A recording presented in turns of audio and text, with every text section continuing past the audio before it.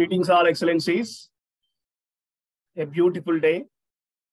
We are into 8th day of our World Peace Summit.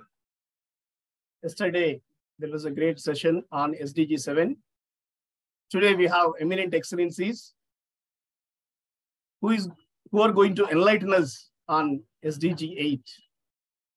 Because for us, SDG 8 is very powerful because it talks about work, it talks about financial growth. So these are the two things which are interlinked with the society and to us because they define us. These things will define us, what we are and who we are and how our life is going on. So it's very crucial for our growth. It's very crucial for our survival because we know that there is work, but whether that work is justifying or supporting their financial needs or not, that's a different matter. So that's why today we have eminent guests. Here today we have eminent Dame Dr. Muni from USA, who is a Hollywood celebrity coach, philosopher, philanthropist, best-selling author. All the way she joined from USA, having her excellent presence here. It's so great. And Mickey Di Gulati ma'am from Canada, very powerful lady. The way she runs her organizations in Canada, really it's commendable. And having her presence on this special day, really it's so great. And all the keynote speakers, all the panel speakers who are going to present today on this SDG 8, they are going to leave a mark. They're going to leave their mark on this topic. And we'll end with a beautiful insights on this special day. So once again, a beautiful day, a successful day in World Peace Summit. So with this note, I want to welcome you all onto the beautiful 8th day of World Peace Summit 2023 with the theme SDG 8. I request Professor Dr. Vijay Carlin ma'am to share a few words about the organization that we are running, Vishwa Humanity United International Royal Council, as managing director of our company. Over to you, ma'am. Thank you very much, sir. Good evening, good afternoon, good morning, and it is reaching to midnight also. I welcome all the excellencies globally, global leaders who join us to enlighten us with their knowledge, with their experience. Especially the topic inspires everyone, which is very much required for the flourishment of life. I'm Dr. Carlin from India, Managing Director of Vishwa Humanity United International Royal Council. We have done 7 days successfully. We have conducted World Peace Summit on virtual platform, discussed from 1 to 7, and we have invited all the eminent leaders globally, and they have given us great inputs, insights, and the knowledge, experience they shared, which we have noted, and we are confident that whatever the insights, inputs, and views they have given, the experience which they have shared, we noted, and we see that it will be implemented in future, not virtually, but physically. Vishwa Humanity United International Royal Council mainly focus on world peace. We believe that individual peace starts within and it has to be expanded to the globe. So we want individual peace. So we have taken up many awareness programs focusing on financial growth, a peaceful life, having little to eat, at least the people, that community below poverty line mainly we deal with. Every day they face a lot of challenges. We encourage, we motivate. So such kind of awareness programs, as I'm a counseling psychologist, I have done many programs for the underprivileged community. We, Vishwa Humanity United International Royal Council, focus on Sustainable Development Goals 1 to 17 at our level. We see that it will be implemented for the flourishment of the community, especially underprivileged, who are below poverty line. We have two organizations under the umbrella of Vishwa Humanity United International Royal Council. One is Telangana Kala Parishad, mainly focus on cultural diversity. We believe cultural diversity in unity, as especially India, we have multi-cultures and great heritage. We want to expand the knowledge of Indian culture and its style of living to the total world. We want to showcase through our programs. So Telangana Kala Parishad has conducted many physical programs, especially exchanging the cultural diversity. We invited different states of India, and we have conducted physical programs bringing about the importance of cultural diversity in unity. As well as we Indians mainly depend on agriculture, and farmers are main support. When the farmers are facing problem during COVID time, and many of the farmers lost their lives because of the financial insufficiency, as the seeds for price are high and they cannot afford and they cannot support the family, many committed suicide. At that time, Telangana Kala Parishad supported the farmers and shown the solidarity. And during COVID time, the migrant workers face a lot of problem moving to their native places. And it's very difficult even to find proper transport. And the problems, the burning problems which they are facing, that is taken to the notice of the government, and government has taken immediate step to support the migrant workers. The Life Foundation especially, which is run by me, we focus mainly on the underprivileged. We have adopted 55 acres of slums, and we have seen that the slum children, especially girls and boys, have good education. We are trying our best level to impart quality education for the underprivileged children. We have set up study centers in the evening times. We run from 5:30 to 8:30. You may ask why it is in the evening. So daytime, they will be moving to different schools, private schools, government, whatever, wherever they are interested. But evening time is only a problematic in the slums, as it is filled with filthy environment and people with drug addicted. And the evening time, we are noticed in the year 2019 and 20, 2 rapes cases came into the limelight. One is known to the social media, and the other was protected without knowing to the social media, because the family will be affected and known to the public, which they do not want. That kind of environment, you can understand, 6 years, 8 years, girls have been raped in the slum by the rapist. And evening when I moved to the slum, I noticed many were drunken straight. And through the ladies of the family came to know they were much addicted to the drugs.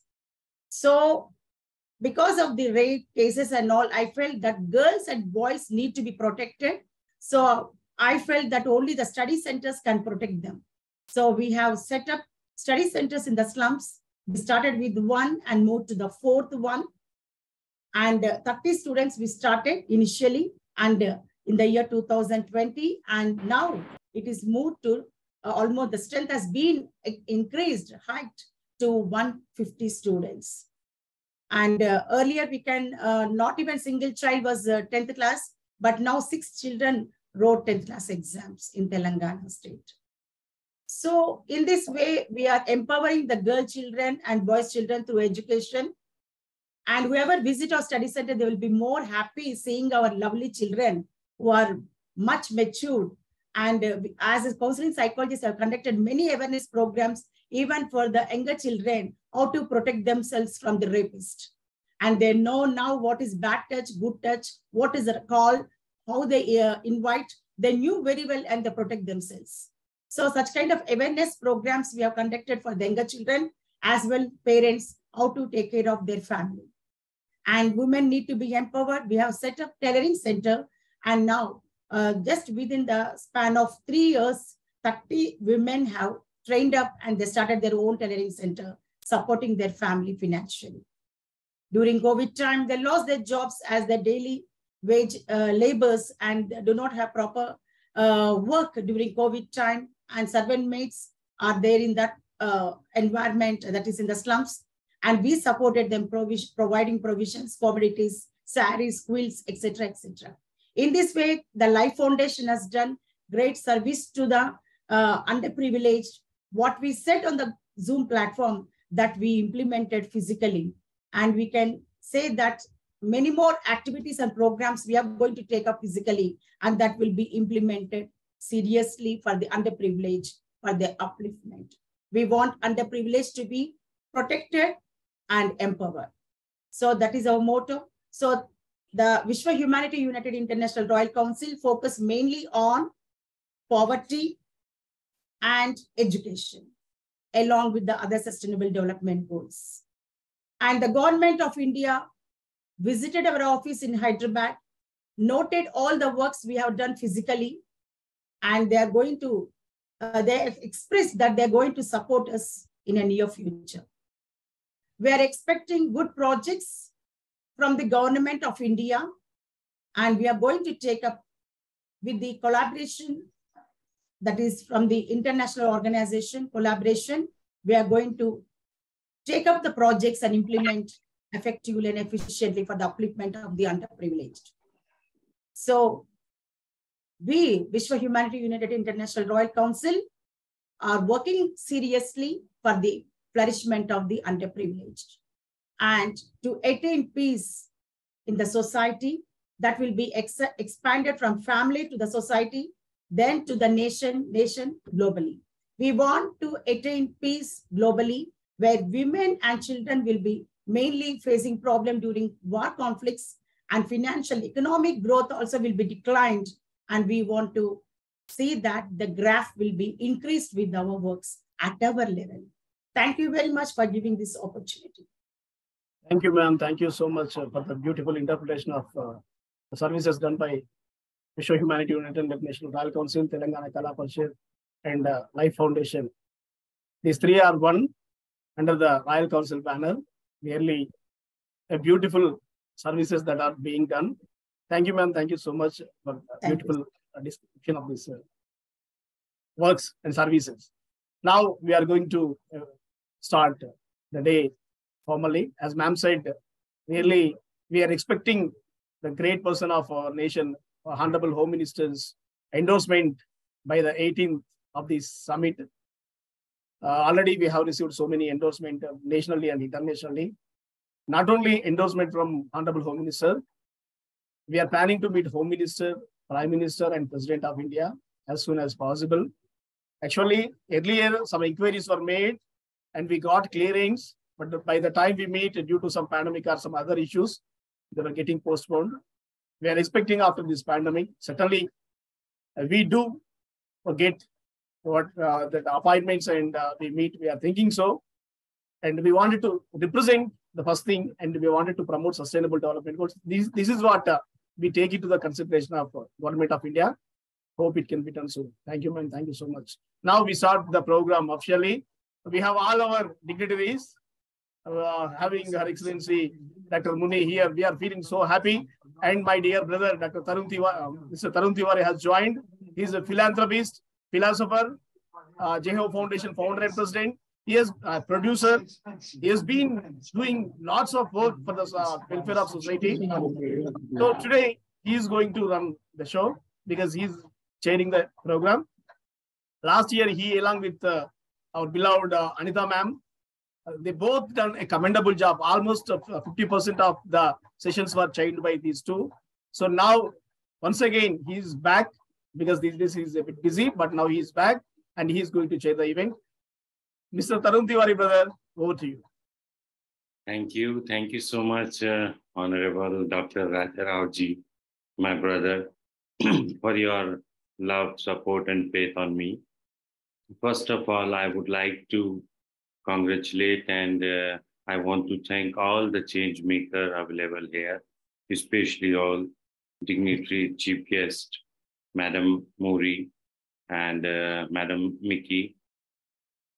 Uh, as we are discussing global peace and SDG today, SDG 8 is the today's theme, and we are going to discuss about the decent work and economic growth. So before any delay, I would like to introduce our chief guest, Dr. Muni Ironi, from not a woman activist. She's CEO and founder of Art for Peace Award. She is a philanthropist. She is the author of best-selling book, Get Balance. She is a celebrity coach, and she is a versatile woman with multiple talent. So I would request Honorable Excellency to please ignite the platform with your kind words. Hello, everyone. Good night for someone, and namaste. Pranam, Ram Ramji, Om Namah Shivaya. Salam alaikum. Very nice. Ni hao, bonjour. Everybody's here, right? But my pleasure to be here today. I had a really, really tight schedule. That's why I was multitasking while I was waiting. Anyway, my pleasure to be here. This is my subject, world peace.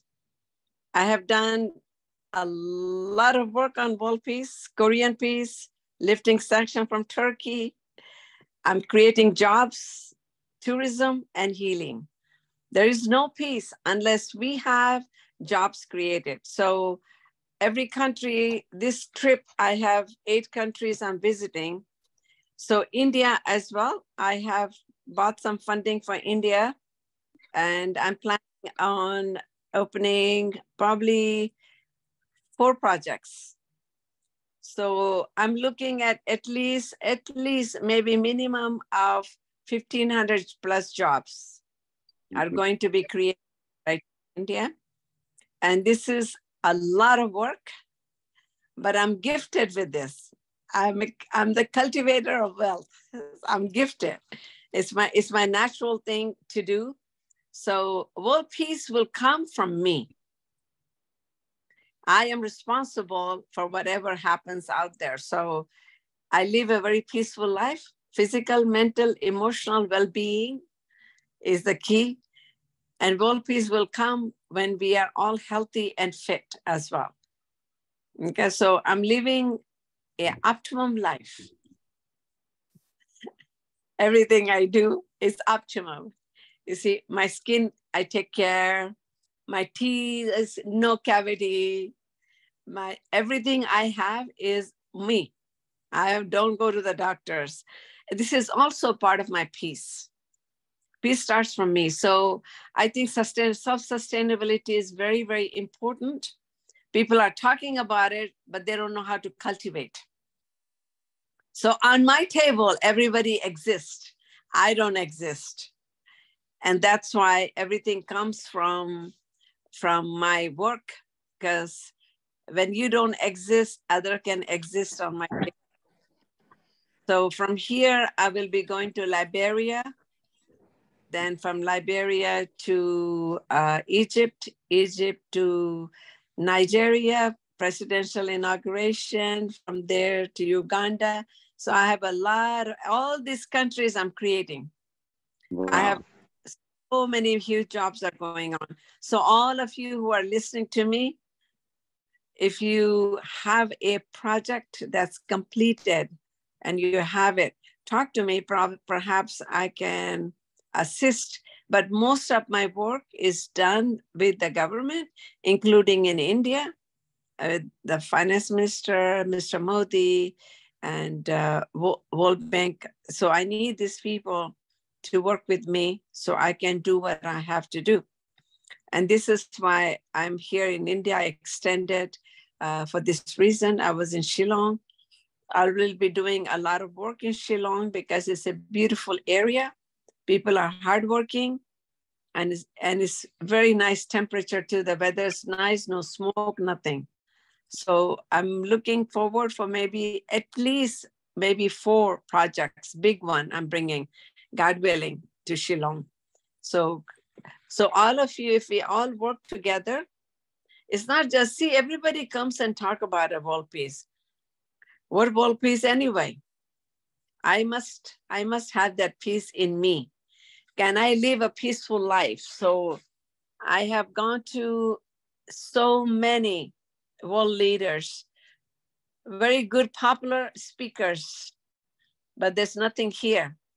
So can we create our heart energy to be peaceful here? So as you're peaceful here, I think peace will spread. People come next to me, the life changed. They become, I don't know what happens, the magic happens, that's all I can tell you, because we all energy connecting with the universe. So when you have positive energy and you serve people, it rubs off on other people too. That's why to keep your peace, I think everybody should think about keeping your culture, keeping your tradition, keeping your language. I spoke at the Northeast University in Shillong. They have 100,000 students. The longest conversation I had in the school, 4.5 hours of conversation. Q&A, professors and students. And even after 4.5 hours, nobody was leaving me. They had all kinds of questions on it. So my targets with my book is important because I have recipes there. I think you have a lot of Indian people here. Look, I'm in India. I cannot find vegetable. How do you like that? Everything is fried. That's why people are having serious health issues here. So I think for world peace is very important. We have a whole campaign on food, how to prepare food. They don't know how to eat food. So in my book, I have put together, even your biryani I made is better than your biryani, because everything is fried. They don't know what they're eating. So they're getting their calories from fried food. You see, this is, you cannot eat this food every day. I'm having hell of a time. So I'm making my smoothie. That's why I have this suite here where I can have my smoothie. I'm putting my things together. So I think India should have a whole campaign on how to prepare Indian food healthy, so they can eat. And most of them are malnourished. They say vegetarian, there's no protein. Protein is lacking because when they eat dal, they eat like this much. When I eat this much because I'm very physically active. So I make sure that I have protein. So whatever you need to do, if you don't have to be a vegetarian to be healthy. You can have some animal protein, a little bit with a lot of vegetable, then you have a balanced diet. I'm a vegetarian anyway, but I'm just telling you, for a lot of men, it's important to have protein. So this is why I'm here. Physical, mental, emotional well-being will bring world peace. So I have impacted thousands and thousands of youth around the world with my living, or how I live. I'm not preaching. So you guys can visit Art for Peace Award, ART, number 4, Peace Awards YouTube channel. I put together almost 70, 80 videos. I have a lot of stuff, what I eat, what I do. So I think world peace will not come unless we all accept diversity. Diversity is a big issue in around the world. People have everybody pushing to convert them into their own faith, except one. The Jewish people say, please don't convert. Don't convert into our religion. But it's very important, leave them alone and let them be who they are. You see, you go to Dubai, you see 400 some languages are spoken. You can practice whatever faith you want. This is called democracy. You can push people to become like you. It will be so boring. You imagine the whole India become Hindu. All the India. They're still going to be fighting. What kind of Hindu? You're this Hindu, you're this Hindu, you're this Hindu. They're still going to be fighting. So diversity, there's no end to diversity. You go in the park, you see different flowers. It looks more beautiful because diversity is created by the universe already. The Almighty already have created diversity. So can we accept who you are and just love you who you are? Can we do that? So I want you to reach out to your neighbor and say, my heart to your heart, love and peace. And we are one. Thank you so much for having me. Wow. Beautiful, madam. Thank you, Excellency. Thank you so much. Last year, we had a meeting about projects and all, but due to our commitments and your commitments, they were not fulfilled. But anyway, this time we met, and really we are honored, Excellency. Whenever you are in India, you message us where you are.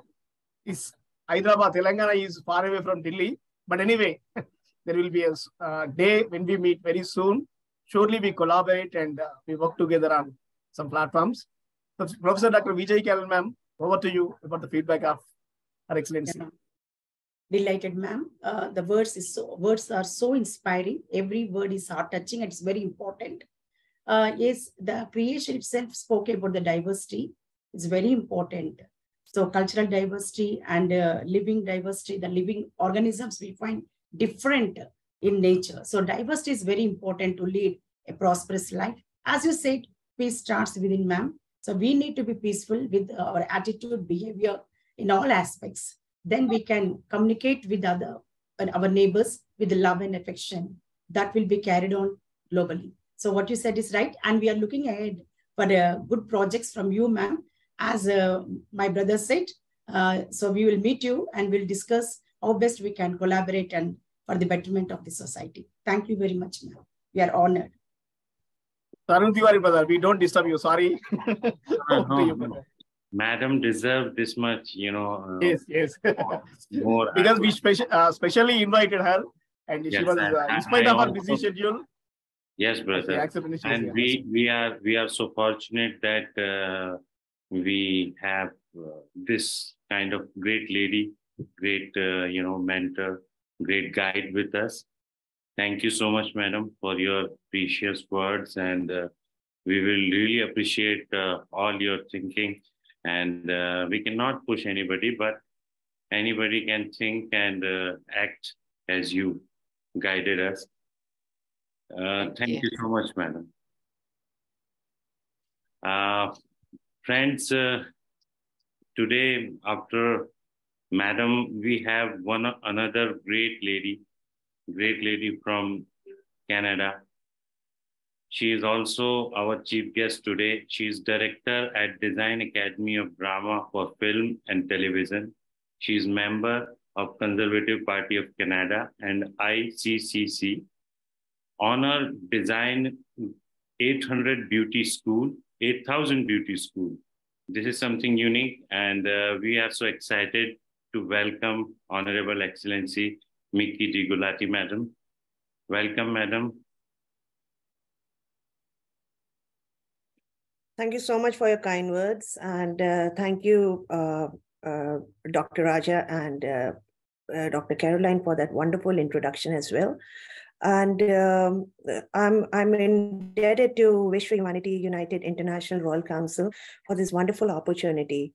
I understand that world peace is lacking in the world, but peace comes from within as well. But for some people, a decent job and economic growth counts as world peace. So let's, moving on to the topic, let's just take a look at some of the decent work and economic growth are important goals for any society. Decent work refers to work that is productive, provides fair wages and other social protections like insurance and all, and allows for safe and healthy working conditions. Economic growth, on the other hand, refers to the increase in the production and the consumption of goods and services within an economy. And I think India is doing pretty good right now. To promote decent work and economic growth, it is important to focus on the policies and initiative to create the employment opportunities provide education and training to prepare the workers for changing the economy, and promoting entrepreneurship, which we do at our academy as well, and innovation, which is very important. Don't stick to the old rules and regulations. Just bring some change by innovating different, scenario. It is also important to ensure that workers are treated fairly and have access to social protections such as healthcare, retirement benefits, and unemployment insurance, which Canada definitely does that to all its citizens and people who are on permanent residentship. Furthermore, addressing the gender pay gap, women getting paid more, men getting paid less. In some countries, men are getting paid more, women are getting paid less. Promoting diversity and inclusion and combating discrimination in the workplace can also contribute to the achievement of decent work and economic growth. Investing in infrastructure, research and development, and technology can also help stimulate the growth, economic growth. Overall, I believe that promoting decent work and economic growth requires multifaceted approach that involves collaborating between the governments, businesses, which Rajaji, you are doing, and actually you are doing pretty well, and I'm proud to be an Indian in that way. And I was amazed at listening to all the achievements you guys did together as a team during COVID, and it's commendable. Congratulations on that one. And decent work and economic growth are closely correlated because decent work is a fundamental component of a sustainable economic growth. I also believe that decent work refers to employment that is productive and delivers fair income again. In addition, decent work can promote economic growth and productivity, and it can also, bring higher profits to local businesses and increase economic growth overall. On the other hand, there's a lack of decent work opportunity. It can lead to poverty, inequality, and social unrest, which can ultimately hinder economic growth. Therefore, promoting decent work is very. I would like to cover some of the statistics here for decent work and economic growth, which the employment rate is the percentage of the working age population that is employed. According to the International Labour Organization, 4% in 2020, and down from of the labor force that is unemployed but actively seeking employment. The global unemployment rate was 6.3 in 2020, up from 5.4% in 2019 due to the impact of COVID-19. Again, informal employment, which we usually do. Informal employment refers to work that is not regulated by labor laws and covered by social protection measures. According to the ILO, 61% of the world's employed population works in informal economy, with the highest rates in Africa and Asia. Youth unemployment is particular concern because it definitely hinders their mental growth and mental health as well.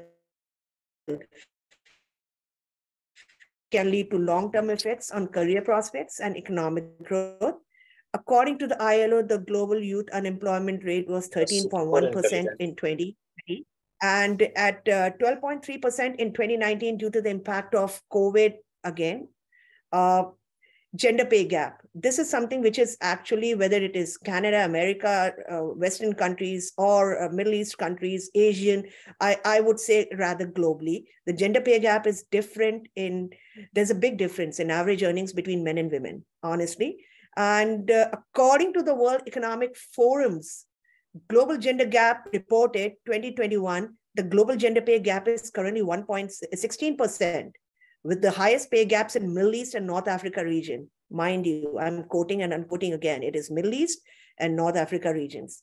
Again, the GDP is a big measure of the total value of goods and services produced in countries over a given period. According to the World Bank, not to forget, global GDP growth is projected to rebound in 5.6% in 2021, following a contraction of 4.3% in 2022 due to the impact of COVID again. Poverty rate This is, I believe, the last but not the least. Poverty rates measure the proportion to the population living below the poverty line. And trust me, it is all over the world. It's not only India, not only Middle East, not only Africa, not only Asia. I think North America has the biggest poverty rate, and most of them are homeless and living life on the streets. According to the World Bank, an estimated 9.2% and the world's population living in extreme poverty in 2020 defined a living on less than $1.90 per day. These are just few examples and statistics which can be, taken into consideration for economic growth. And in the end, I would like to say promoting decent work, economic growth is essential for achieving sustainable development goals, reducing poverty, and promoting social inclusion. It also contributes to the achievement of other sustainable developmental goals, such as reducing inequality, promoting gender equality, and ensuring sustainable consumption and production patterns. It was wonderful discussing on this topic because it also brought to my enlightenment, most of the world is living below poverty line. And if you are living below poverty line, there's no world peace. It leads to different kinds of crimes. Think about it, guys. And I hope you enjoy the rest of the day and have a wonderful evening across the world. Thank you. Thank you so much. Thank you, Excellency. Sorry, brother. Let me disturb you. Thank you, Excellency. I'm not talking about your feedback, but I'm talking about your presence, because your feedback will be given by Carol ma'am and Tarun Tiwari, brother. First, we like your presence, Excellency. The way you present yourself to the society is a great, because you are a trendsetter or role model or a pioneer, something like that to women. Because many women leaders talk about women empowerment, but when they want to lead the life, they will abide by all the rules and regulations, customs, traditions. They kept them, but I think you are breaking barriers. It seems to be like that. Not only in that aspect, when it comes to work, when it comes to Brighton, brother. Yes, when it comes to work and when it comes to financial growth, the way you are leading all these, whatever the things that you are doing, 800 or 8,000, really, that's a remarkable. And you are a best live example. I can say that. Thank you, ma'am. Thank you. You are inspiring us with your life. Thank you so much. There will be a day when we think about your experiences and all. The day will come, and we surely do that. But before that, I request Professor Dr. Vijay Kalli to say a few words about the beautiful inputs put by you. Thank you very much, ma'am. I love madam's body language, especially. It inspires me a lot. A woman need to be so confident, a little dominative nature. That is important also in the society. So the eye contact, expression, facial expression, everything I observe as a soft skill trainer, I'm observing ma'am. So it really inspires me, ma'am. One should be empowered with our behavior and attitude also. As the topic goes, you're well experienced, well knowledgeable. So definitely your inputs, insights, and knowledge which you have shared is commendable, ma'am. Thank you very much. Over to you. Yes, thank you. Thank you so much, Honorable Excellency. Peace definitely it comes later, fulfilling basic need and financial worry. And you already proven woman leader. You're empowered woman.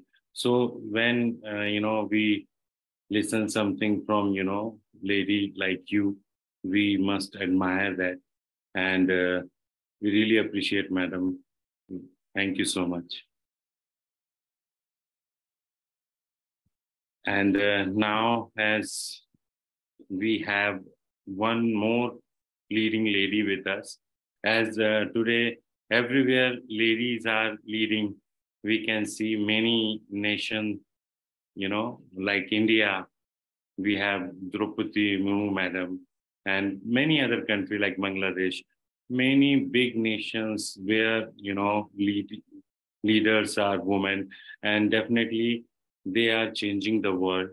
So we have very special guest, Dr. Naira Radwan from Saudi Arabia. She is a Quality Assurance Officer for the PhD program, Associate Professor, Mechanical Department, Faculty of Engineering. So, Madam, we would love to hear something from you on today's theme, SDG 8, decent work and economic growth. Thank you for the nice introduction, and greetings all. Good afternoon, good morning. Good afternoon from Saudi Arabia. Actually, I'm Egyptian, but now I'm living in Saudi Arabia and working there. I'm a social professor and a quality assurance officer for the PhD program in King Abdulaziz University in Saudi Arabia. I'm also a social professor in the mechanical department, Faculty of Engineering in Suez Canal University in Egypt. I'm so happy to be with you today. Thanks for all respected speakers, for all audience that I have this chance to be with you today. Today I will focus about a very important issue about the SDG 8, which is some ideas to achieve this goal. But please give me the chance to give a simple introduction about what the meaning of Sustainable Development Goals.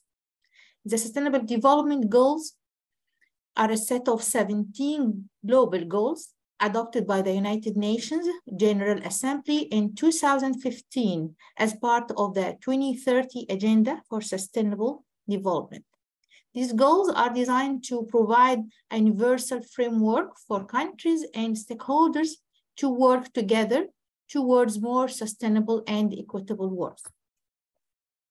The Sustainable Development Goals cover a range of issues related to social, economic, and environmental sustainability, including poverty, hunger, health, education, gender equality, clean water and sanitation, affordable and clean energy, decent work, and economic growth, which is our target today. Also, industry innovation and infrastructure, reduce inequalities, sustainable cities and communities, responsible consumptions and production, climate action, life below water, life on land, peace, just and strong institutions, and partnership for the goals.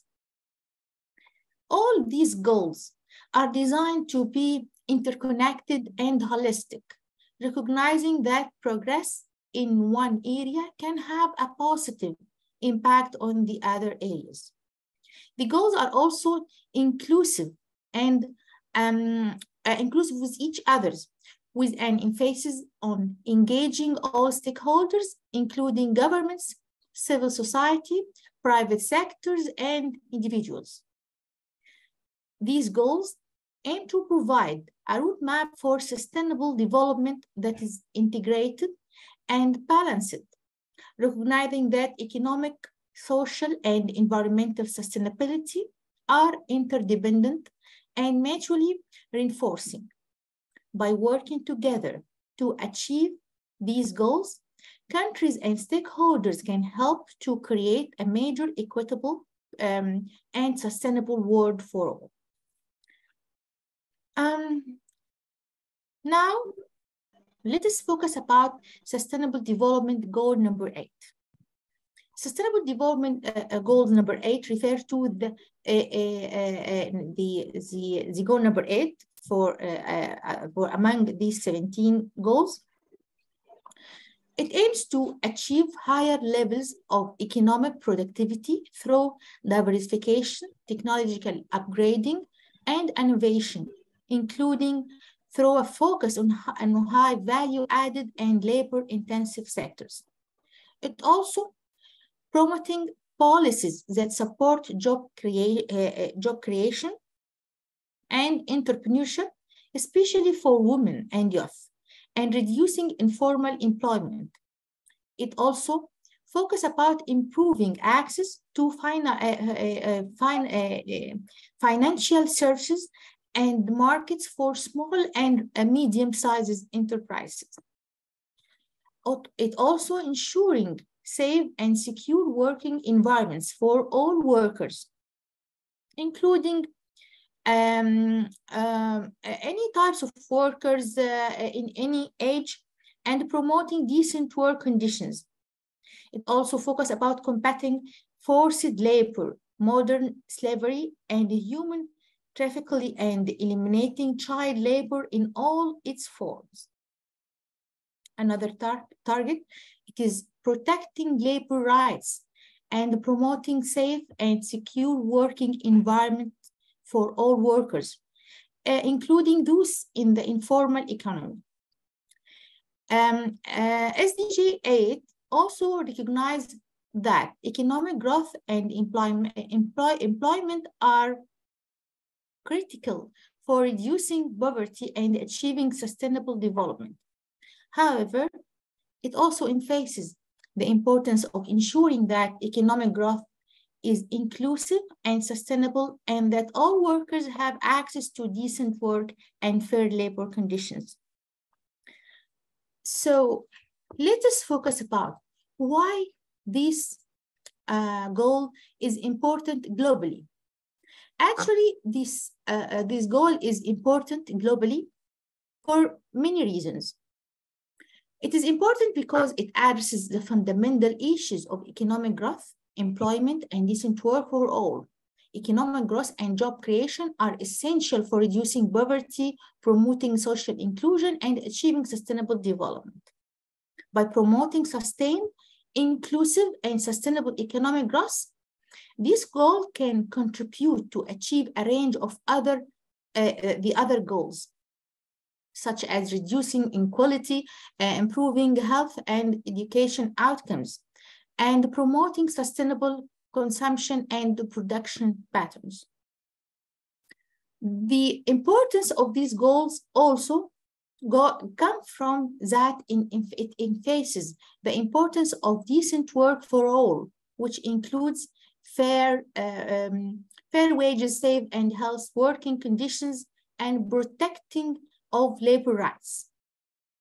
This is important for promoting social justice and reducing inequality.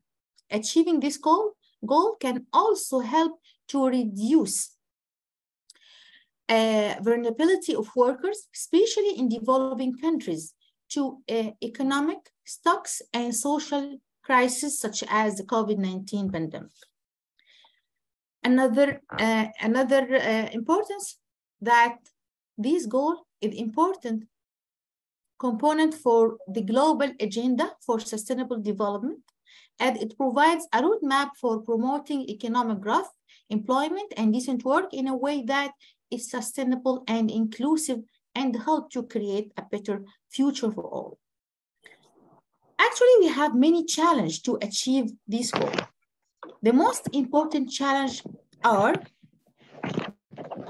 achieving this goal, which focus on promoting sustained, inclusive, and sustainable economic growth, employment, and decent work for all, is a significant challenge that many countries face. Some of the major challenges are economic inequalities, informal economy, youth employment, gender inequality, climate change, and lack of investment. Overall, achieving this goal requires a comprehensive approach that addresses these and other challenges, including policy changes, investment in education and infrastructure, and social protection measures, among others. Finally, let me introduce some ideas to achieve sustainable development goals by the year 2030. Some of these ideas are: number one, promote entrepreneurship and support small and medium-sized entrepreneurs, which should be done by governments, Governments can provide financial support, training, and monitorship to enterprises to help them grow and create jobs. Another idea, to invest in education and vocational training by providing education and vocational training opportunities, which can help individuals acquire the skills and knowledge necessary to secure good jobs and contribute to economic growth.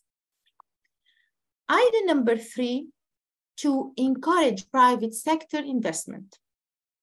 Governments can create a favorable business environment that attracts private sector investment, which can help to create and stimulate economic growth. Idea number 5, address gender and youth employment gaps.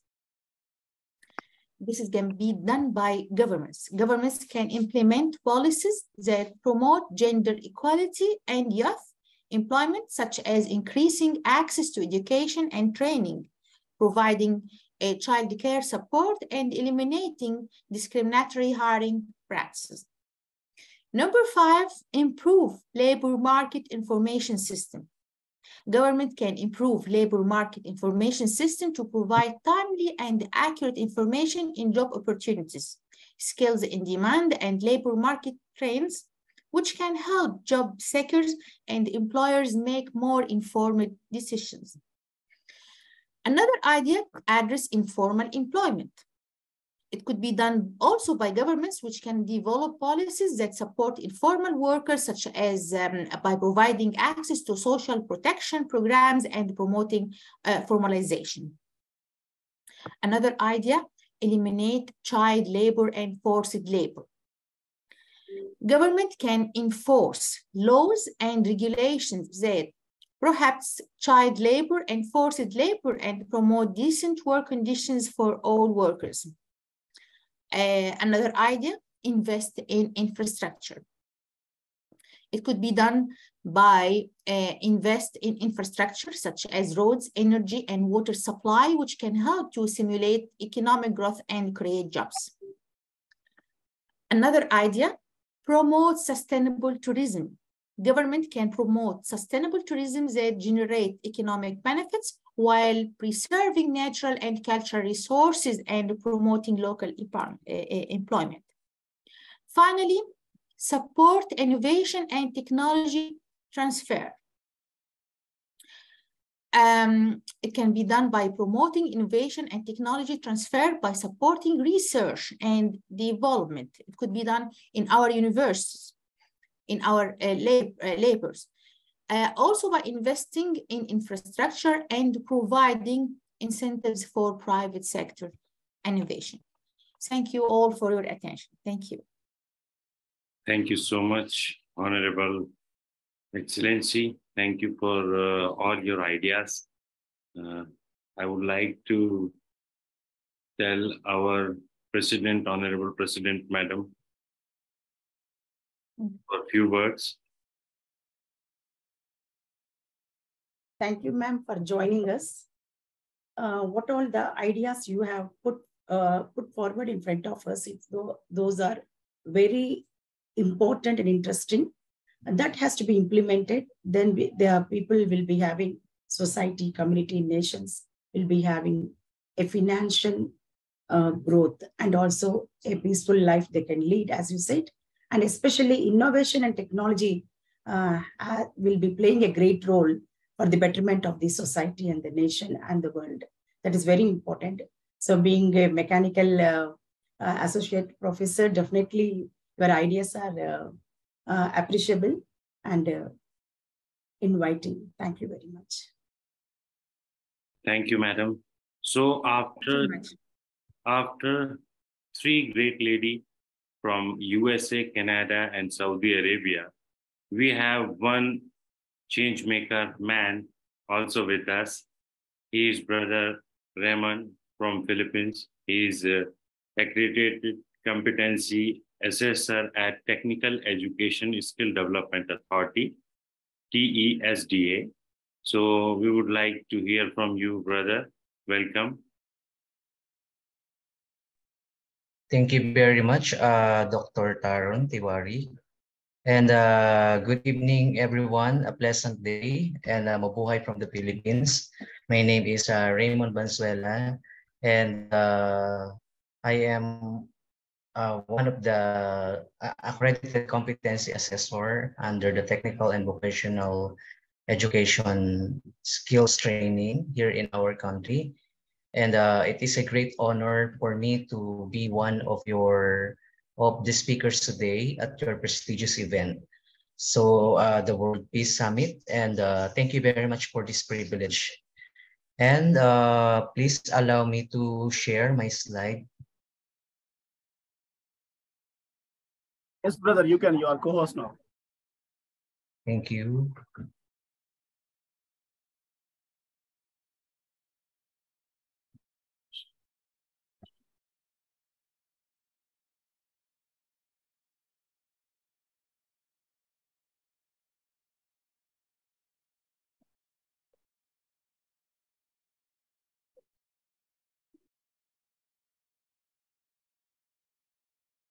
Can you see my slide? Yes, brother, perfectly. All right. Okay. All right. So leave no one behind is the official motto of the United Nations. We all know for the Sustainable Development Goals, and it served as the guiding principle of all world leaders of 193 countries in solving the most pressing problems of today.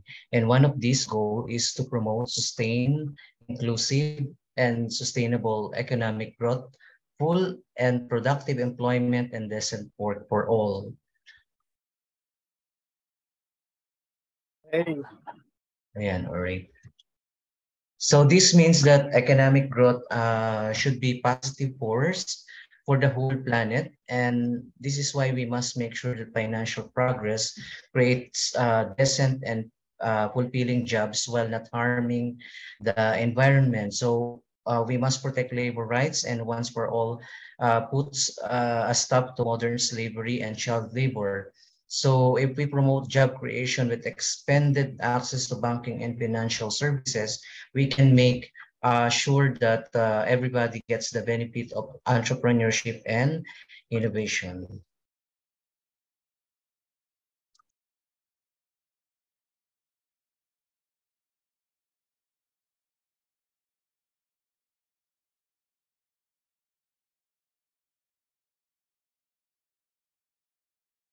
Program, our DWCP Philippines of 2020 to 2024 reflects shared priorities of the government workers and employers in the country, focusing on the employment, labor market governance, and social protection to make the country better. So the ILO assists its member countries in developing the DWCP in ways that are appropriate for their national, social, and economic development priorities in order to help move towards making decent work a reality and to sustain tripartite efforts in ways that are appropriate for them. So the DWCP's priority are consistent with the Philippine Development Plan and the Ambition Natin 2040, and it is also based on the Sustainable Development Goals and the United Nations Partnership for Sustainable Development, and both of which emphasize leaving no one behind. And yeah, our country with regards to the Philippine Development Plan is composed of enhancing the social fabric or malasakit in a Filipino language. And to achieve this, we have to ensure people-centered, clean and efficient governance, pursuing swift and fair administration of just and promoting our Filipino culture and values. And then another initiative of the Philippine Development Plan is to inequality reducing transformation or pagbabago in our native language. And this has to ensure expanding economic opportunities in agriculture, forestry, and fisheries, expanding the economic opportunities in the industry and services through trabaho and negosyo, or job and business, accelerating the human capital development, reducing vulnerabilities of individuals and families, and of course, building safe and secure communities. So increasing growth potential or patuloy na pag-unlad is also the goal of the development plan, which composed of reaching for the demographic dividend and vigorously advancing science, technology, and innovation. And furthermore, other things here is enabling and supportive economic environment, which comprises of ensuring sounds, macroeconomic policy, and leveling the playing field through a national competition policy. And lastly, the foundation for sustainable development, and this has something about attaining just and lasting peace, ensuring security, public order and safety, accelerating infrastructure development, and of course, ensuring ecological integrity, clean and healthy environment. So how can the Philippines achieve this? Including here in our development plan is the implementation, of course, and monitoring. So the coordination among government agencies, the private sector, the civil society, and the development partners is required for this project to be implemented. So the coordination's efficiency is determined by adherence to intended outcomes, whereas the plan's effectiveness is measured by the extent of improvement in the quality of life of Filipinos, particularly the poor and marginalized. So using data from the Philippine Statistics Authority, the National Economic and Development Authority, or NEDA Secretariat, will monitor the headlines indicators at the national, national and the sub-national levels, including the real gross domestic product growth, real per capita income growth, poverty and subsistence rates in both rural and urban areas, and of course the employment outcomes. And through the collaboration with the implementing agencies, NEDA will also prioritize and sequence strategies, policies, and programs, including proposed legislation, in addition to the annual socioeconomic report. This will be reported to the appropriate NEDA board committees, cabinet clusters, and the interagencies committees. All right, so by 2040, the life of all Filipinos is expected to enjoy a strong, rooted, comfortable, and secure life. So strong-rooted meaning Filipino families live together. There is work-life balance so that there is time to spend with family, even for members who work. On weekends, families and friends enjoy time together in parks and recreational centers. And it is a high-trust society with a strong sense of community. And there are volunteer opportunities, and Filipinos spend time to serve the community, help others who are in need, and contribute to the various causes. Comfortable in a sense of no one is poor. So no one is ever hungry. Filipino families live in comfortable homes with the desired amenities and secure tenure. Families and friends are within reach because transport is convenient and affordable, and they can take a vacation together within the country and abroad. So children receive quality education so that they realize their full potentials and become productive members of society. So decent jobs that bring sustainable income are available, including opportunities for entrepreneurship. And of course, they feel secure over their entire life. They expect to live long and enjoy comfortable life upon retirement.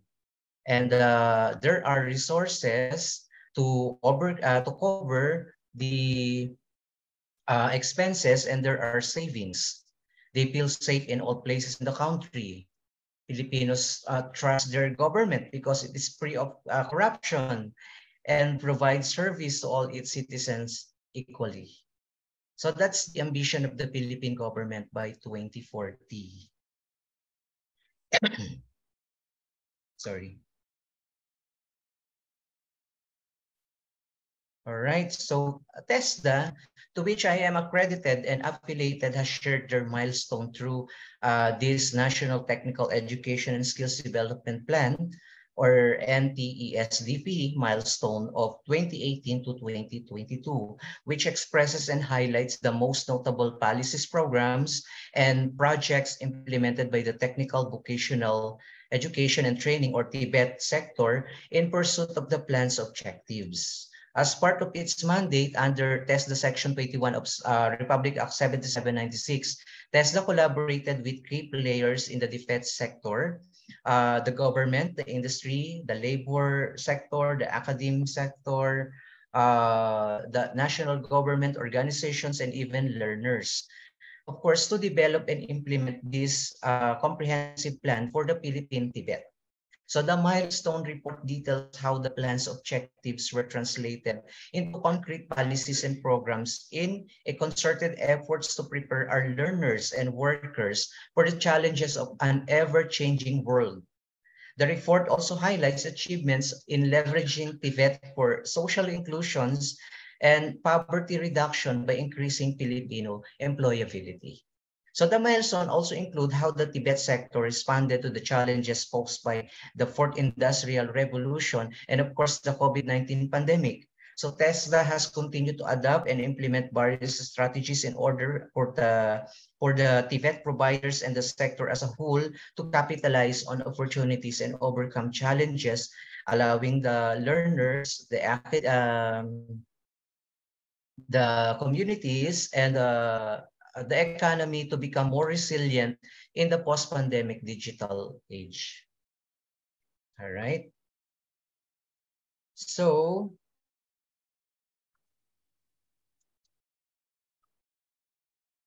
okay, so TESDA is required by law to develop a medium-term 6-year plan for the development of the middle-level workforce that will guide all stakeholders, the government, industry, academia, local and international organizations, students, and the general public in the development of the middle-level workforce. And then,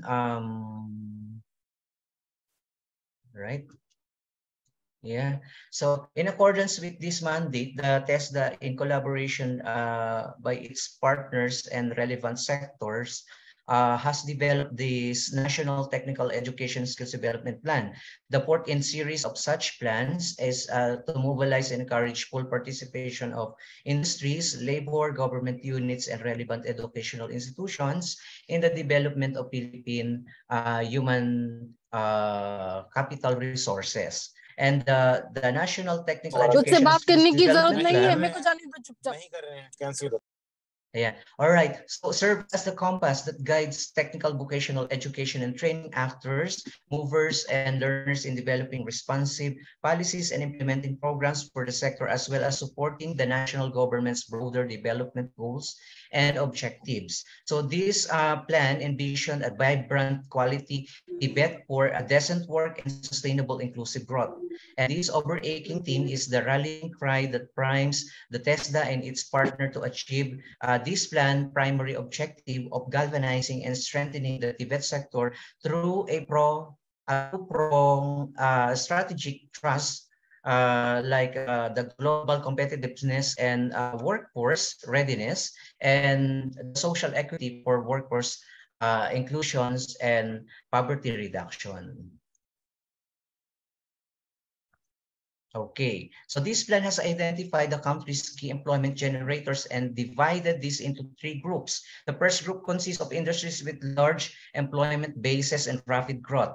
During the plan period, these industries are expected to generate the greatest number of jobs: hotel, tourism, restaurant, construction, business processing, outsourcing, and transportation. Communication and storage are among them. So the second category includes industries with large employment base but a negative or minimal growth rate in the past. However, because these industries contribute significantly to the economy of value added and employment, the government wishes to revitalize and strengthen them. Agriculture, fisheries, and forestry, including agro processing and manufacturing, are among them.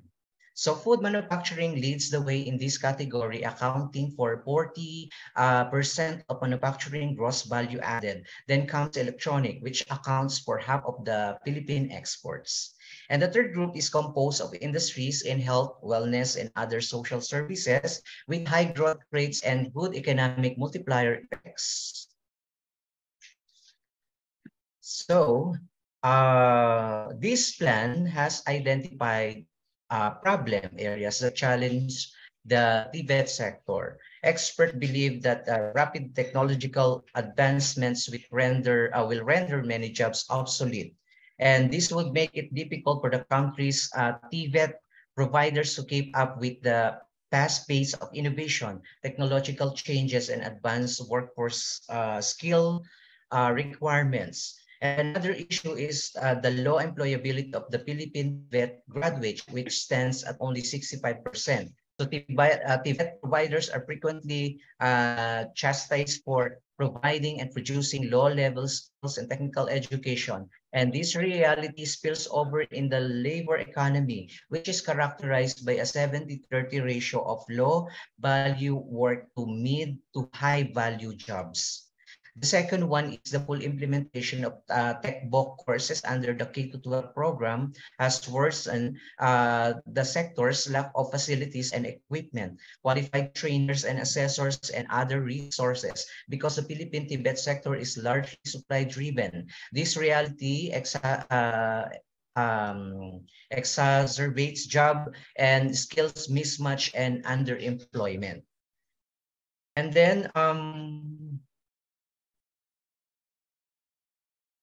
the migration of Filipino workers is also causing a brain and brawn drain, reducing the pool of the qualified and skilled workers. So in 2013, there were 10.2 million Filipinos living abroad.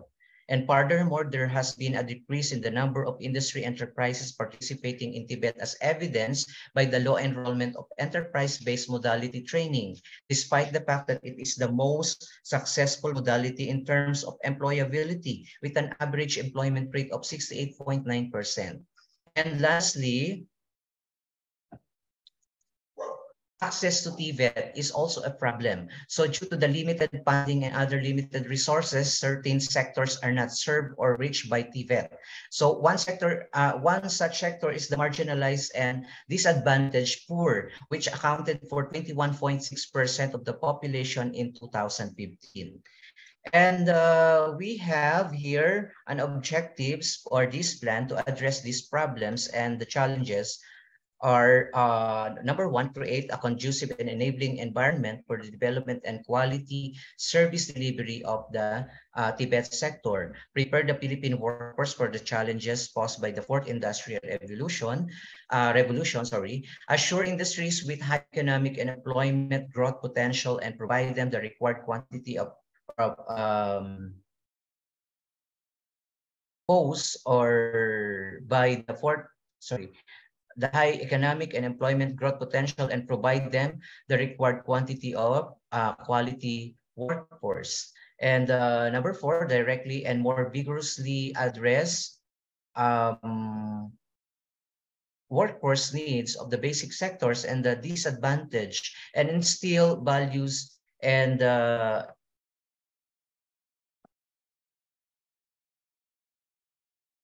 integrity in the conduct and delivery of the Tibet in the whole sector.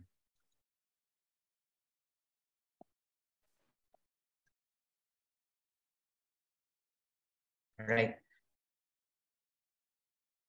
So the accomplishment of this goal has been recognized to pave way for the changes in how the Philippines should view the world of work, and as well as influence and create new ways of thinking, learning, and working. So the TESDA recognizes that a more knowledgeable and skilled workforce, innovative and sustainable approaches, globally competitive standards, and ease of access and mobility for Tibet stakeholders are all required in today's world of work.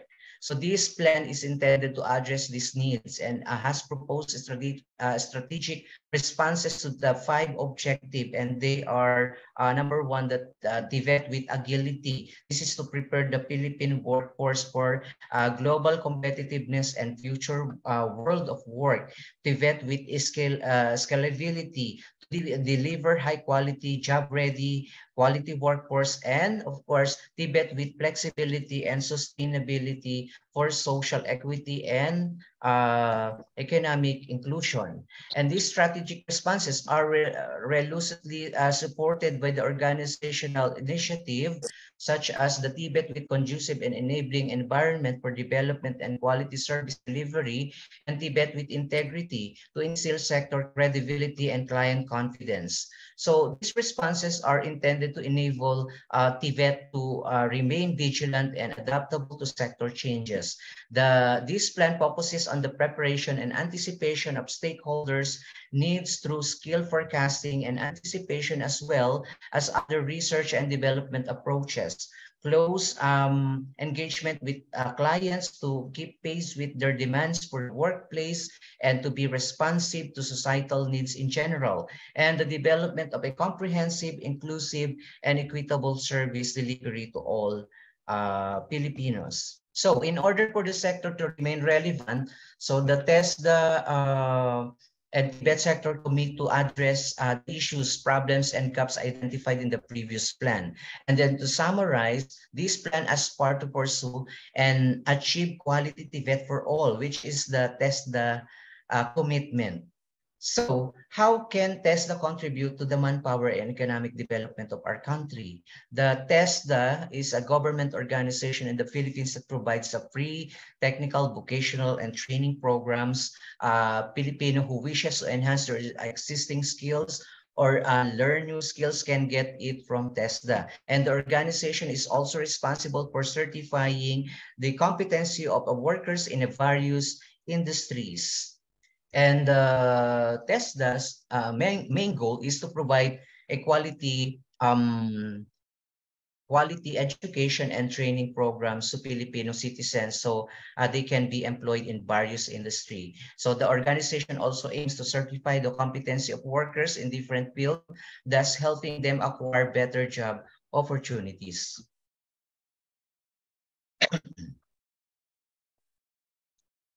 All right. So as of now, based on the 2019 survey of the Philippine Statistical Authority on Target 3 of Sustainable Development for Quality Education, the Philippines has been providing millions of people already with access to technical and vocational education, with 2,385,473 enrolled in TVET courses, while the graduates here are 2,252,208. And if we compare the passing rates in the professional licensure examination, the certification rate of TVET reaches 92.4%. And also due to the in-demand vocational courses, there are more Filipinos who are interested here because there are many opportunities they can get.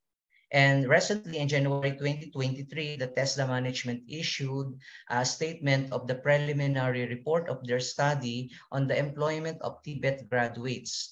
And it was announced that 8 out of 10 TechBook graduates were hired, given that TVET sector an employment rate of 84.72%, and this study is conducted annually to assess the relevance and effectiveness of TechBook program, while the certification rate of the 93% were in 751,500 out of 8,227 assessed successfully earned their national certificates in their respective qualification. And according to the Director General of this authority, these graduates are job ready and have necessary skills and knowledge to get job or start businesses almost immediately after graduation. So as a quality assured organization, TESDA kept its ISO 901-2015 certification and its core processes, which includes standard development, program registration and assessment, and certification.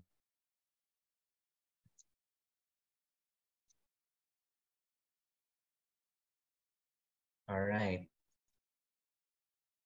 So, according to the Publicus Asia Pahayag 2022 end of the year survey, TESDA received the highest approval and trust rating among government agencies, while TESDA has consistently ranked first in the Publicus Asia survey. Said this is the first time in 2 years that the agency has ranked first in both approval and trust rating.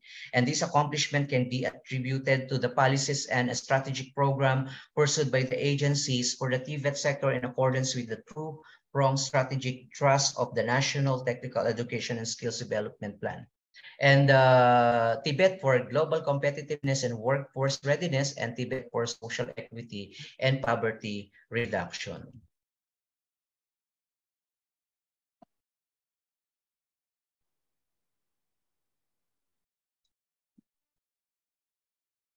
All right.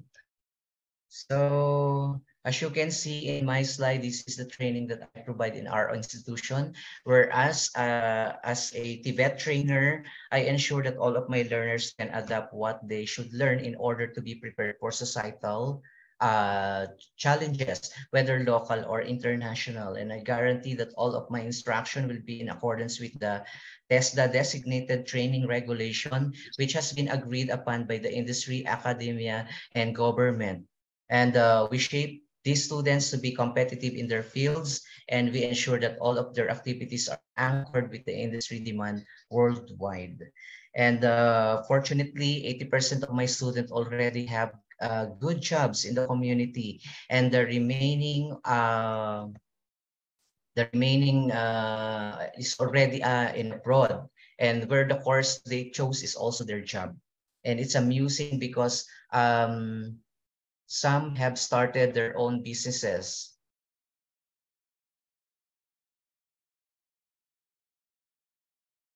All right. So such as restaurant and event management services.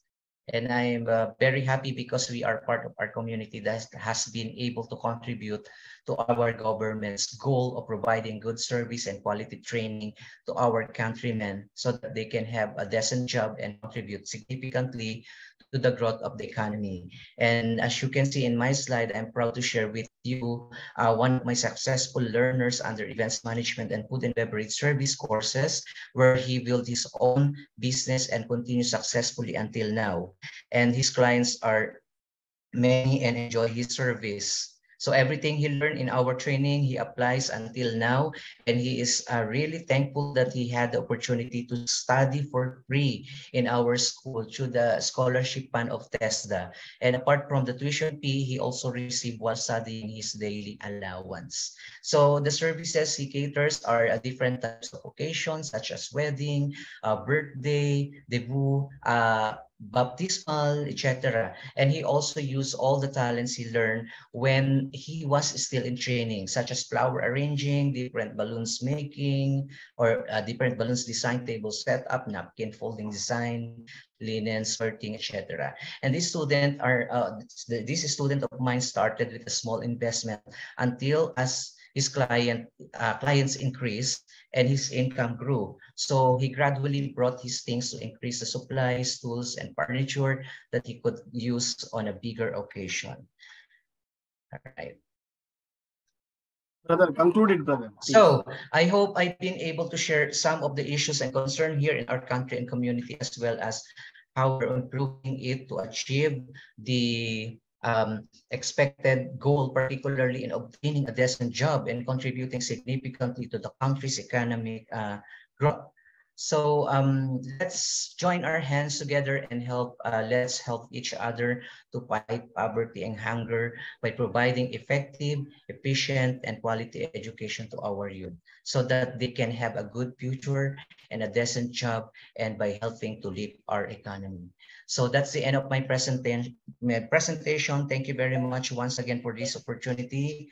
Thank you everyone for listening. Have a great day and God bless us all. Thank you so much, Dr. Raja Rao. Thank you, brother. Thank you so much. Thank you, Brother Rahman, for your wonderful presentation in fact and figure. It was lengthy, but it was good. Thank you for your valuable time. After four, eminent speakers from USA, Canada, Philippines, and Saudi Arabia, we have two great lady, women change maker from our motherland, India. I would like to invite as a keynote speaker, Dr. Supriya Lamba Sehdev. She is associate professor. She is HOD Marketing International Program Manager from Bangalore, India. So welcome, madam. Thank you so much, sir. Thank you, Dr. Tarun Tiwari, for giving me this opportunity. And a big thanks to Dr. Raja Rao and Dr. Carolina for having such a wonderful, platform where people from all across the world have joined in. And a special thanks to Vishwa Humanity United International Royal Council for having such events in place and the kind of contribution that they are doing to the society. Formally, good evening, good afternoon, and a good morning to all the distinguished guests, ladies and gentlemen. It is indeed an honor for me to be here today on this virtual platform as a guest speaker to discuss one of the most critical global challenges of our time, that is Sustainable Development Goal number 8.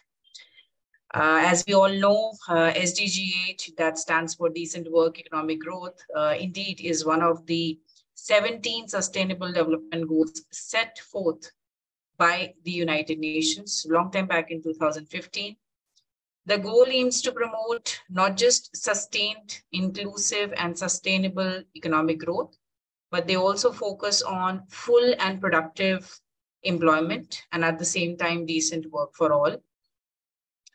Achieving these SDGs, SDG 8 indeed is crucial for the overall well-being of the society.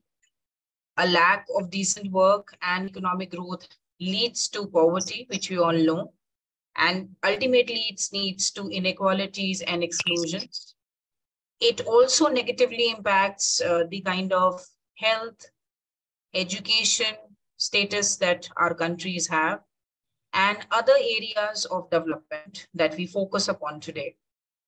We all are aware of the economic challenges the world is facing today with the COVID-19 pandemic exacerbating the situation for millions of people around the world. Indeed, as we continue to recover from this pandemic, it is very much imperative on our part that we work together and we create a more sustainable and a more resilient economy that promotes decent work and economic growth for all. The private sector, the governments, the civil societies, and the individuals all have a role to play here in making sure that we achieve the SDG 8. We must work together to promote innovation, invest in education and training, and create decent job opportunities. That, in a way, will provide fair wages and benefits to all. As we move forward in our efforts to achieve SDG 8, we must ensure that there is no one left behind. We must address specifically the gender gap and promote equal opportunities for all, protect the right of workers, and at the same time, we must recognize the importance of sustainable production and consumption, which not only benefits the environment around us, but also promotes the kind of economic growth that we are looking forward to have. According to SDG 8, it is not only a moral imperative, but it is also essential for building a sustainable future, which is for all. And I believe my co-presenter, Mr. Raymond, just spoke about it. And he put it in the right words when he said so, that let us work together toward a world where everyone has an access to decent work, economic growth, and a brighter future.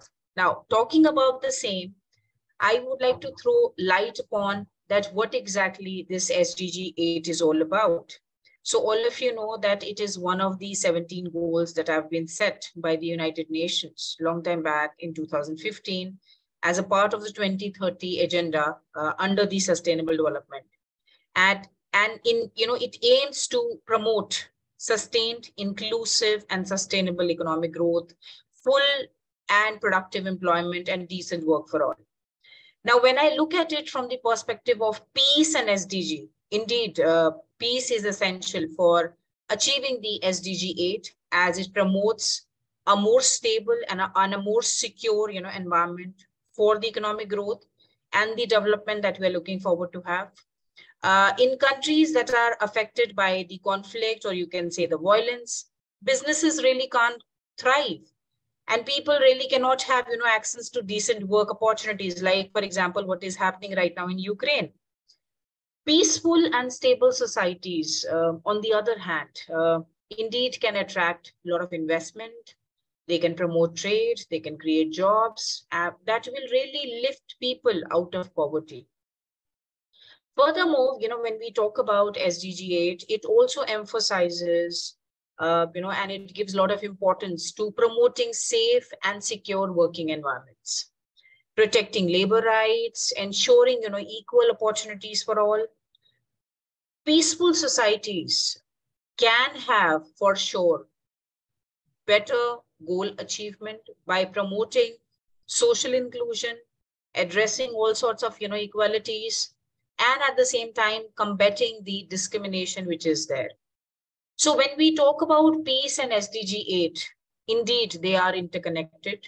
A peaceful and a stable environment is necessary condition for achieving something which we call as sustained, inclusive, and sustainable economic growth, which includes full and productive employment and decent work for all.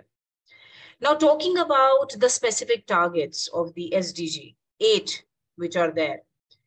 So one of them is achieving, higher levels of economic productivity, and that is through diversification, technological upgrading, and innovation. It also includes promoting policies that encourage entrepreneurship, job creation for all, specifically, for women and young people. Keeping in mind that, India has got a good percentage of young people here. And at the same time, it focuses upon improving access to financial services, support the kind of growth that micro, small, and medium enterprises really look forward to have. It also ensures that all the workers have access to safe, secure working conditions, social protection, and labor rights. It indeed focuses upon eliminating any form of forced labor, human trafficking, and at the same time, child labor. And it promotes the development and implementation of policies that support sustainable tourism that creates a lot of job opportunities and local culture and products promotion. Talking about SDG 8 also helps in enhancing the kind of participation of developing countries in the global economy. And that is simply through, enhancing the kind of international cooperation that we can have and the kind of support that we can get from technological transfers and innovation. Achieving this SDG 8 is no doubt, crucial for creating a sustainable and equitable future where everyone has got access to opportunities for economic growth and decent work. Now, when we talk about this SDG 8, there is, status which is given to countries, keeping in mind the kind of, status they are standing at. Developed countries, when we talk about, have made indeed, a lot of progress towards achieving SDG 8. They have low unemployment rates, higher labor productivity, higher wages. However, when we talk about them, they still face a lot of challenges in reducing the kind of, income inequality that they have, and at the same time, providing the decent work for all. On the other hand, when we have developing countries, they are making strides. They have made progress in achieving the SDG 8. But still, if you ask me, there is still a long way to go when we talk about them, as they face, challenges like the high unemployment rates, high, a lot of low labor productivity, inadequate, social production measures,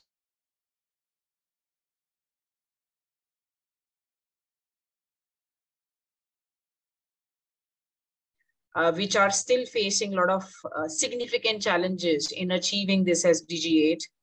They have high rates of informal unemployment, low labor productivity, inadequate social production measures. However, some of the least developed countries have made progress in reducing the poverty and at the same time promoting the economic growth. Then we have the small island developing states, which we call as the SIDS. They are facing unique challenges when we talk about achieving the SDG 8, keeping in mind that they have small size, lot of vulnerability there to, to the external shocks that they undergo, the kind of limited resources they have. And this all have made the progress in promoting the sustainable tourism and diversifying, their economies. So in a nutshell, if you ask me, there is a lot of need for greater efforts, a lot of investments to be made to achieve the SDG globally. And this includes promoting, a lot of inclusive economic growth, creating decent jobs, investing indeed in education, which is the need of the hour, a lot of skill development there, strengthening, the social protection measures. So when we talk about all these measures, I believe one of the key speakers have already spoken about it, but I would like to throw a little light there again, talking about how we can actually achieve this SDG 8. And the very first one talks about promoting entrepreneurship. That is through encouraging the growth of SMEs, small and medium enterprises, through access to finance, market linkages, technical support that they need. And they will also help, create new jobs, increase productivity, particularly, when we talk about it in the informal sector. And then we can also, mention one of the other ways that really helps and can help in, making sure that SDG 8 is achieved, and that is investment in education and at the same time skill development. Keeping in mind that education and skill development no doubt can improve the kind of employability a country is having, and it can enable, workers to adapt to the kind of, changing job requirements. And at the same time, this all can be done by investing a lot in the vocational training, the kind of internships and the other forms of, skill development that are taking place these days with a lot of, robust, there. And at the same time, we must not, forget and forgive that, fostering, innovation and the kind of technological advancements can also help in achieving the SDGs. They can promote innovation, technological advancements can actually help us in having, create new products, new services, even increase, productivity, come up with new job opportunities. And this can be achieved by, doing a bit of investment there in R&D, promoting the entrepreneurship, and at the same time facilitating the technological transfer, which is required. We can also achieve the SDG by ensuring decent work to be given to all. And this will, help us create an enabling environment, which will promote, decent work, which includes not just protecting the working rights, but also, giving the benefits to the workers in the form of, fair wages, and at the same time providing them with a lot of healthy and safe working conditions. When we talk about SDG 8, it can again be achieved with the help of eliminating discrimination, which usually takes place, in the workplace, especially on the basis of gender, race, religion, disability. This will, in a way will help create a more inclusive, a more diverse workforce. And yes, indeed, the ultimate goal of promoting equality. The SDG, again, can be achieved with the help of sustainable economic growth, and by fostering it. And when we talk about fostering the sustainable economic growth, I am talking about promoting it with the help of, environmentally sustainable practices. And at the same time, reducing, any sort of waste, any sort of, pollution there. This will indeed ensure the economic growth, which is not achieved otherwise at the expense of the environment. At the same time, when we talk about SDG 8, one important point that I would like to make here, and that is promoting global partnerships. That is bringing people together, not just to share their knowledge, their expertise, and their resources, but at the same time, businesses coming together, civil societies coming together, other important stakeholders, coming together and ensuring to create a more inclusive and sustainable economy for each one of us. And this indeed, in a way, will help us achieving the SDG 8, which requires multi-stakeholders approach, involving, governments of all the countries that we have, the private sectors we have, the civil societies, and the other, stakeholders. Indeed, collaboration and partnership are, their marriage is quite essential here to ensure that sustained, inclusive, sustainable economic growth and full and productive employment and decent work for all is achieved. And with this, I rest here my opinion. Over to you, Mr. Tarun. Thank you so much, madam. Thank you so much for your wonderful input. And really, I'm so much fortunate that I got opportunity to listen great leader from all the part of world and especially from India. We have one more great lady as a keynote speaker, Dr. Manju Gupta. Yes, brother. Manju Gupta ma'am is on journey. Okay. She will join at 9. Okay. She will join a bit late. I'll take care of her. Brother. Meanwhile, we invite the great financial expert. He's a producer, philosopher, philanthropist, and Jeho Foundation president and founder.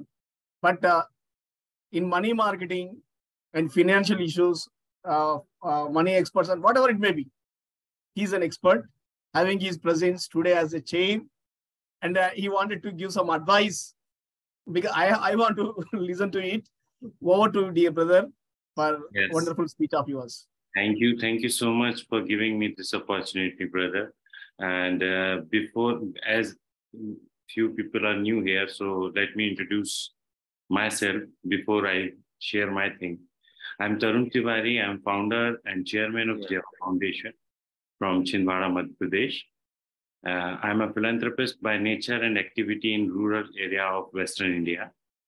As a social activity, corporate experience, service provider, and specialization, I have 5 points. I just want to tell you last point. Fundraising and implementation guidance service started for NGO, foundation, and trust. Planning, complete roadmap, project report, and professional service. It helped client company to increase their effectiveness and productivity in their program in India and abroad. So as we are talking about SDG 8, financial well-being is the foundation of health. Justice and equality are the byproduct of poverty. Charity is the secondary, but self-help is the primary. So fund and finance are the source of revenue and lifeline. Now it's time for the action to support humanity. Money is the key and the lock. In WPS, in World Peace Summit, we have solution within us. I request you all respected dignitaries to support me to open one financial institution, World Peace Summit Bank, WPS Bank app organization, to support needy people to start their profession, business, etc., for livelihood, for bread and butter, and humanitarian services, social services. If you all allow me to support to initiate the task, I'm sure shall start soon NBFC, non-banking financial corporation in India chapter. Yes, it is possible. It is our member contribution only. If we contribute only $1,000, we can start in 90 days. We can work in Pain India. If you allow me to introduce the app for the banking like PhonePe, Paytm, digital platform, Our supporters in India can contribute for the peace spreading campaign just simply by using our app. So time has given success. We heard story by time to time. You all know about the Rolex, the big watch brand. Rolex is owned by a private trust. And in 2023, this year, the revenue of Rolex is 13 billion USD. So you can understand, we shall introduce concept, message-oriented merchandise like being human and all. You heard about that. Selling online, e-commerce, etc. Made from world-class quality from international trained NGO team, self-help group, and our own World Peace Summit members. So we can get the support from public, from NGOs, like-minded people from all the continents. And they can buy our membership, green bond, shares in NBFC. They can do fixed deposit and many other options. We can spend WPS Bank, World Peace Bank in all countries for humanity and support livelihood for needy people. People earn money and do charity for get rid of guilt of unfair trade and business tactics. We do little bit business for not feeling guilty when we are helpless financially. We want to support millions of people.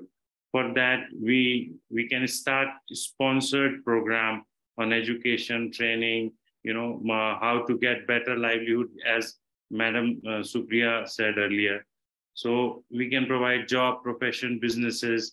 They can buy, better lives today. Our bank can do CSR activities, social service program, where free education, information, guidance, support. We are a global community. God sent us on this globe, not in India, not in, we are using two common resources, air and water. That is, below, we are using commonly. There is no border for air and water. So we have to understand this. And every sector, every aspects of life, we can create our, WPS, tourism home, hostel, community center, to connect globe, to feel universe as a home, as we are one family. For connecting all, every country is required initial expenses, for any kind of development, any kind of investment, community home and basic arrangement. For all good reason and vision, please support me by, pricing the permission to raise fund by banking institution and help needy people for their livelihood. We definitely get better satisfaction after 1 year. And our peace shall increase every year in terms of number and countries. Together we shall start it. For better tomorrow, we must spread it. That's it. Let's do it. Let's make it happen. Thank you so much, Brother Rajarauji. Thank you, dear brother. Thank you so much. Today, it's an amazing session. All presentations are really wonderful. Thank you, dear Tarun Tiwari, brother, putting forward your ideas for the betterment of nations, people, peace. Thank you so much. You always come with some innovative ideas, but it takes a lot of time to understand. Yes. We'll sit together. We should plan, because whatever. As I'm director of World Peace Summit appointed by you. Yes. So yes. Really, brother. Really, we take it to forward, and we do good things for people, dear brother. You are the director, and you have got a great responsibility, because with great power comes great responsibility, with great responsibility, and you have everything to do. You do. I know that, brother. Thank you so much. And I thank all the keynote speakers, chief guests. Yes, really, today you have done a fabulous job. Really, I keep on working on many areas, but this is the one area which I ignored. That's a very sad thing. But after this summit, I am planning to concentrate on that area. Actually, I work for 3 months and I take rest for 3 months and keep on doing other things. I think that those things also benefit, but not immediately, but in future at some point, because whatever the things that I did in 2016, they are helping me now. So I think that whatever the things that I am doing in 2022 and 23, and there will be certainly a day in future, certainly that will come in, that will help us. But as a human being, our mindset is we want instant gratification. So that is also very important because as we are facing crises and expecting something in future, they may come or may not come, and having family, many responsibilities, so many questions will come. But anyway, without money, we can't do anything. That is for so actually we are planning many physical activities, but if you don't have funding, you can't do anything. So what's the reason if you have so many ideas when you don't have money or funding? So certainly that area should be focused. Okay, if you see if nations are getting bettered or getting broken, that is because of youth. If youth have work, they have financial stability, then they are the nation's pillar. But if they don't have, you know what they would do? They become anti-social elements. They do anything. So it is our responsibility as their advanced generation. It is our responsibility to throw some light on the issues, get it to the notice of governments, and doing our best in eradicating all these bad incidents. So really, thank you, Excellencies. Thank you so much for doing a commendable job. I got inspired. Actually, me and Professor Dr. Vijay Kallaram have been thinking that, sir, let's start it physically. I am announcing it. Let's start physically. That's what I'm saying. But I am getting terrified because I feel to play in safe zone because due to our constraints. But there are times when we have to take some decisions and move forward from those constraints and clutches and barriers. Because I tell people keep on break all the barriers. But when it comes to me, just think of the family and okay, let's be cool sometime. So that's what we think. But anyway, this year really we are planning on a bigger canvas.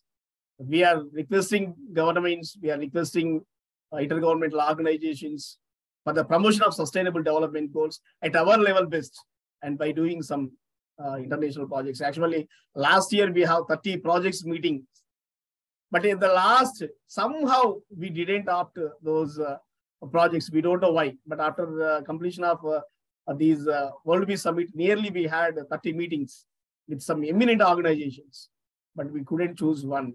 We don't know the reasons. But anyway, this year we are thinking that let's move forward and do some good things for the society, because if we do good to the society, then it will come to our family. So in both way, we'll get better. Really, Excellence is a fantastic job you have done. You have inspired, ignited many doing in that arena, work and economical growth. So now we have a beautiful session, second session. It's so speed and so energetic, so enthusiastic. Our excellent speakers are here.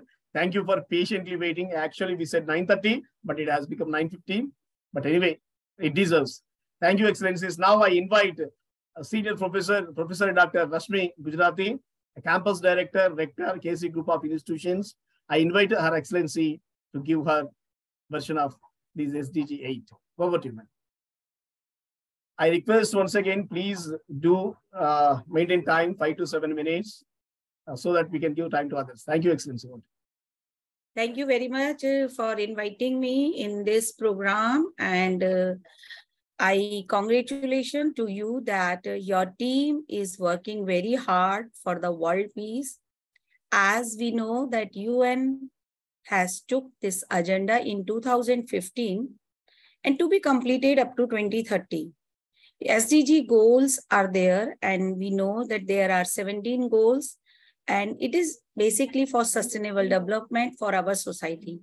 And it has become our duty to support UN Sustainable Development Goals, because the slogan is that no one should left behind. So today, our goal is SDG 8. It is related with decent work and economic development, because economic is a very important in each and every country. Without economic, no country can be developed. So what is the matter of the economic growth? What's the goal here?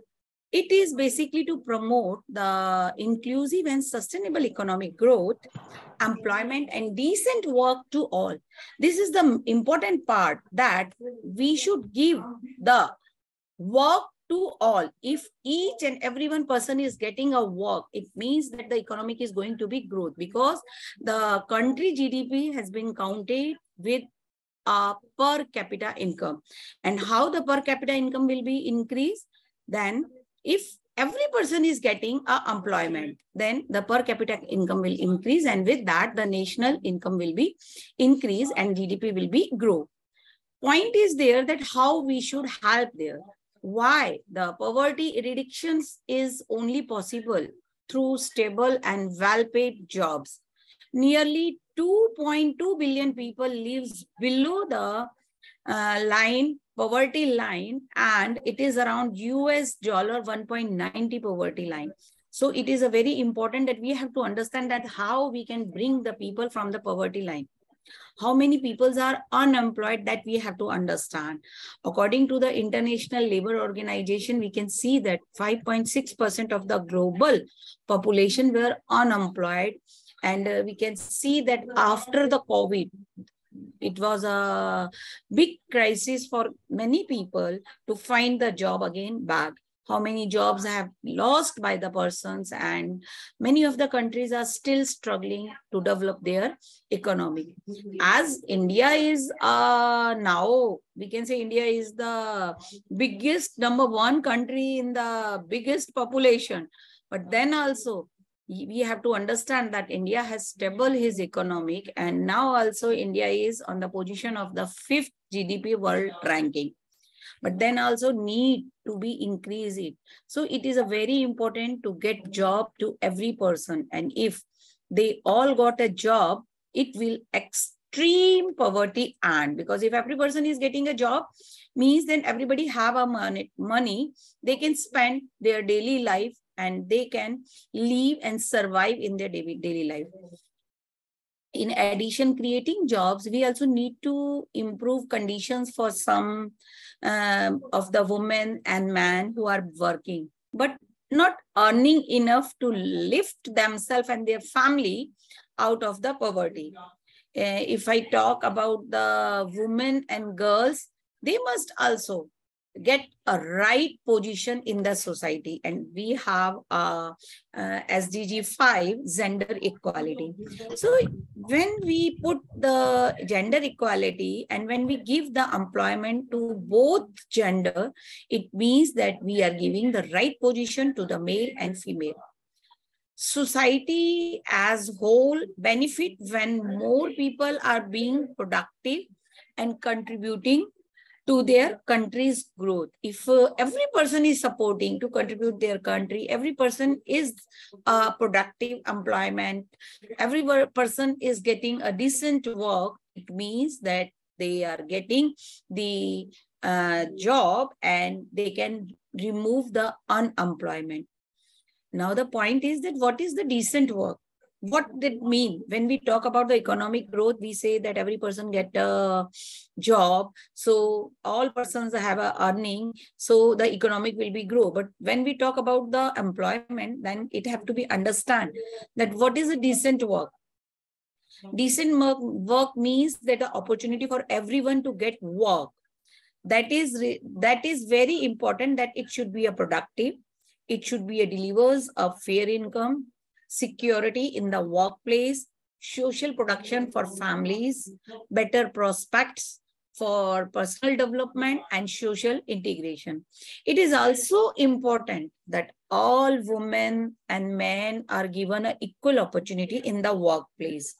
Now, since SDG is focusing on gender equality and reduce the inequality, then everybody is getting a same opportunity in the workplace. And if they are getting a decent work opportunity related with their specialization, it means that they are getting a decent work. Now there is a point to be fixed, that what we can do to fix these all issues which are surrounding us. So the providing youth the best opportunity to transition to a decent job calls for investing in education or training or highest education, high possible quality, providing youth with skills that much can give a opportunity to them. With that, our government in India, our government is supporting Pradhan Mantri Kaushal Vikas Yojana. They are trying to give a skill development programs, and the organizations are adopting and giving the opportunity to our students, our people from 18 to 35 age. If they are unemployed, they can develop themselves, their skills, in which area they have a specialization or in which area they have an interest. With that, the government is supporting to the entrepreneurship to bring new ideas with an innovative way and start their business. With the startup, they can stand in the market. Here I am going to share you my PPT.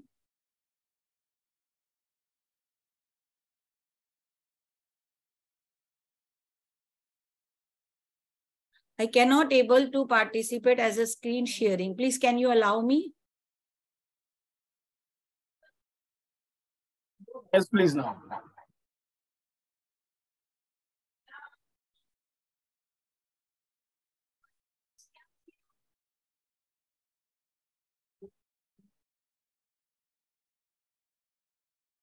Is it visible?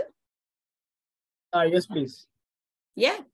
So when we are talking related with the economic development, it is very important that what the goal is giving, what it's to be promote for a sustainable economic growth and to give employment, decent work to all. So here are few points which I have selected related that the goals stand for a decent work and economic growth, means that everyone should help everyone to achieve success in the economic growth. Now, the important point is what? When we say the agenda is that no one leave behind, everybody should get a good opportunity. Now, how everybody will get a good opportunity? This is very important because we have to support them in everywhere, not only in one place. Many of the workplace, we have seen the people, those who are not giving the chance to others. So here, what this goal is saying to us, it is giving a message that everybody should help everyone. Now, it is our duty that we have to help others to achieve the goals. We have to help to others to success in their life. We have to help them. If they will success in their life, mean that at last it will be a economic development. So it's become our duty in our society.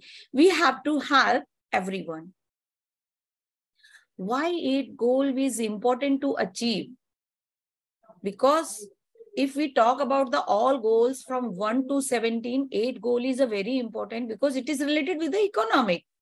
And we all know very well that without economic, nothing can be done. So it is very important to achieve. What is the purpose? We have to understand that many people on this planet have to work in very poorly working condition only to able to survive for another day. We have listened that a lot of the people are working, a lot of the laborers are working, but they get a money for a one day. Next day, they have to think that today also again I have to earn and I have to work and I have to earn the money. Many of the people are there who are surviving in the society and they are living under the poverty line. Many of the children in the world, they have work up to 12 hours a day to be able to help their families. We know very well that many of the children are working for their family. We have seen a lot of places that the kids are working. Even we say that child labor is not allowed, but then also, I think that we or in our society, many of the workplace, they are supporting for child labor. Why we kept child labor in our shop? Why we kept child labor in our company? Even what we have to do, the company have to go for a CSR and company have to help them to grow them. Company have to help them to give a good education. Recently, I was watching one video that they have, the army man was saying that they have saw a lot of the childs are there who were there for a work. Then what he did, he started a small school with the 2, 3, 4 students, and he started to give them education, and slowly, he has started his small school. So I think that if we all, because last to last year in India, Prime Minister has given one message that everybody should adopt a one girl child to give a education. Means that if we are the largest country in the world, if we are 5th position in the world, means that we have to help to our country. If we support our society, if we support these kids, if we start to remove the child labor, if we start to support them in the education, means that we are going to change our country, we are going to change our society. That is a big goal, that is a big agenda of the SDG. Because I have seen a lot of the events were going on, we were focusing on the SDG goals, we talk about but always I think that what is the point, how we should support, how we will support to our society. The point is that we have to take initiatively. We have to come in front and we have to help. Is my PPT is visible? Hello? I'm requesting, please conclude it, ma'am. Okay, visible, please conclude it. Okay. So to help the people to work in this condition, we need to give them a better life. This is a very important for us to help the society. And if each and every person are taking initiatively, because this our summit is specially to give a motivation to each and everyone that we should support our society, and by that we can spread the peace around the world. We will help in UN Sustainable Development Goals, which agenda has been took by UN 2030. With that, I give a big thanks to organizer who is organizing this event. And basically, I understand that their motive is to bring the world peace around the world. Thank you very much for organizing this big event. Thank you so much. Thank you. Really sorry, ma'am, because due to time constraints, because we have to conclude it by 10:30. But we soon will arrange some other program with people like you, and we'll make you some huge time. But this time, please excuse us due to time constraints. Now I invite Dr. Anjum Qureshi, ma'am. Manju ma'am also joined. We recognize her presence. Thank you, ma'am. Dr. Anjum Qureshi, ma'am, is a special person, because we frequently see her as a moderator, anchor, chair to different programs. But I'm seeing it as a first time. Thank you, ma'am. Thank you so much. We think we are very fortunate to have your presence as a speaker, because you are well known as moderator and chair. Now I invite Dr. Anjum Nazir Qureshi ji, Assistant Professor, Rajiv Gandhi College of Engineering, Research and Technology. Over to you, Excellency, for your presentation for 5 to 6 minutes. Thank you. Okay, thank you, Raja, sir, and it's a great pleasure for me for being on this platform. And speaking about SDG 8, and yes, of course, SDG 8, as it talks about the decent work and economic growth. Well, I was listening to the other speakers who joined earlier, and they have given a lot of inputs on this topic. Well, I would like to say, being from India, we know that 60% of the population still lives in the villages. So when we are talking about economic growth, so it is a time that we should concentrate on villages as well, especially the women and the girls, the young girls living around there. Because there are many villages in India where we don't have the facilities. The women still are not given so much of importance. In cities, in the urban areas, the situation has developed a lot. We are having better situation in cities, but in rural areas, we need to work. Well, in India, if we see for the last 2 decades, for the women, especially for the women, there are groups which are called as a self-help group, which have been working together, and which the women come together and they work. And but they are also having a lot of schemes. But these women, because they are not so well educated, they are unaware of the here you see the SDGs, because this conference has been discussing the SDGs, the last 7 SDGs, and we even have promoted this. If you see, all these SDGs are interrelated. They can't work.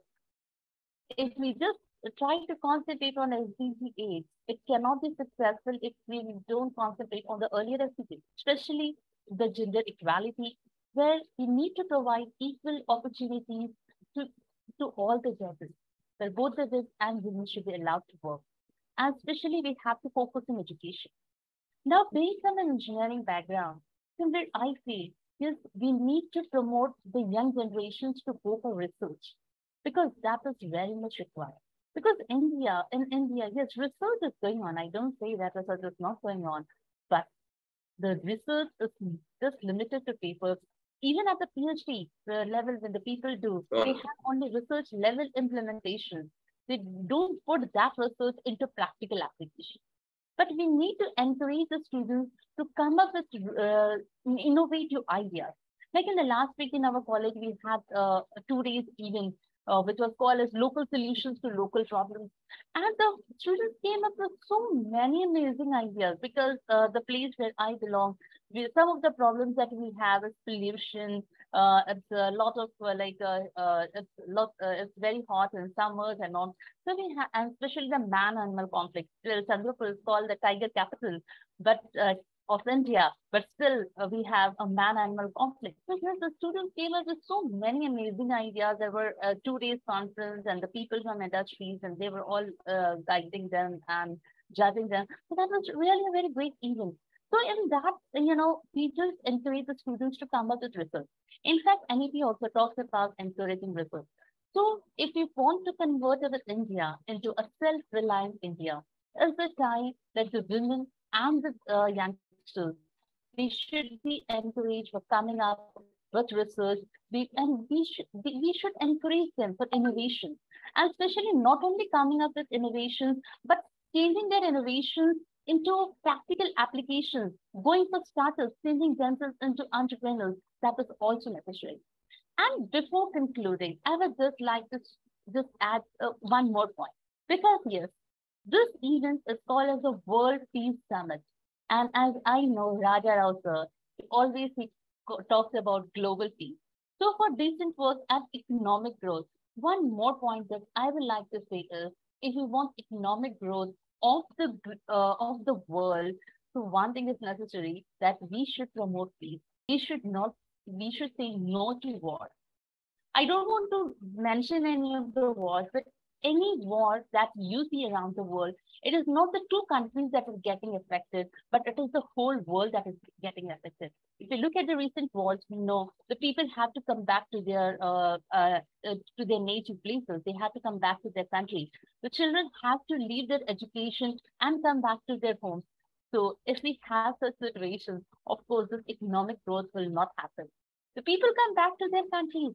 But what after that? Are they going to get an employment? Are the students going to get a chance to study immediately after coming back to? It's a very big question. Well, it can be handled, but it is not so easy.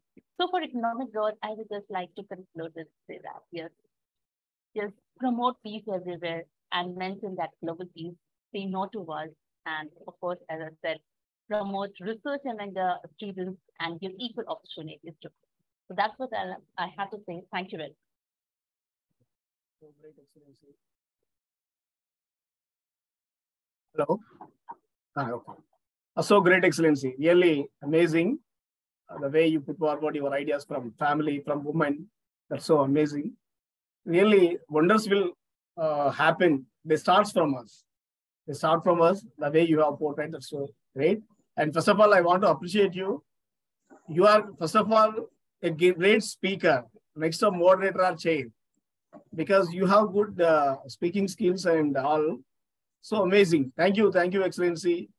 I didn't expect this, but you went beyond our imagination and expectations. Thank you so much. Now I invite our keynote speaker, Manju Gupta ma'am. Are you there? Yes, sir, I'm there. Yes. Sorry, ma'am. Sorry. We are really sorry. No, that's okay, sir. Due to these things will happen. But anyway, this is the second session, ma'am. Please make it between 5 to 7 minutes. Due to now, let me invite our keynote speaker and the special guest of this program. Thank you Dr. so much, sir. Gupta, Director of Strategic Management, Mangalmayi Group of Institutions, Greater Noida, India. Over to you, ma'am. Thank you so much, sir. At first, I must congratulate to Dr. Rajarao and the team and Dr. Vijay Caroline, who has organized this World Peace Summit, where we are talking about different issues and aspects. And the topic which we have chosen for today is like about decent work and economic growth. So I'm listening the entire session for last 2 years. So speaker has already talked about a lot about how the decent work and economic growth can be promoted. But I personally feel that it is definitely a global goal where we need to promote sustained, inclusive, and sustainable economic growth, which is full and productive employment and decent work for all, which is one of the most essential parameter, that there should be productive employment and decent work for everyone. But if in terms of layman, if we talk about what exactly the SDG 8 is, so SDG 8, we majorly focus on sustainable economic growth and high level of economic productivity for the creation of well-paid quality jobs, as well as resource efficiency in consumption and productions. As far as I'm an educationist for last 20 years, I'm into this academic field. What I feel that nowadays, every institution have changed their teaching, pedagogies. They are majorly focusing on skill enhancement. Now, degree is just a piece of paper if you're not having the skill and skill-based education. So somewhere when we provide skill-based education to the student, then in that case, we are generating products. So I generally say the students are never the customer, they are the product, and product has to be skill savvy. They should have to have skills in their hands so that they can, place themselves in the industry as and when it is required. But then the question arises, what is the role of peace in the sustainable development? We are talking at once that we need to create the jobs. We have to have the economic growth of the country by providing, jobs in various sectors. And this is only possible when we have the skill-based education. But then what is the role of peace in sustainable development? How we can say that the peace can enhance the sustainable development of the country? So as far as my understanding, when we say that peace and sustainable development, they both go hand in hand because it reduces poverty and prevent conflicts. When we say that it prevents conflicts, then it translates to a healthier business environment, and that allows for a more effective delivery of products and services. So every now and then we see that, the different kind of riots are, happening in the world or in India specifically. So then somewhere it is, losing the economic growth of the country. COVID has already played a very big role in, the slower down the economic growth of the country.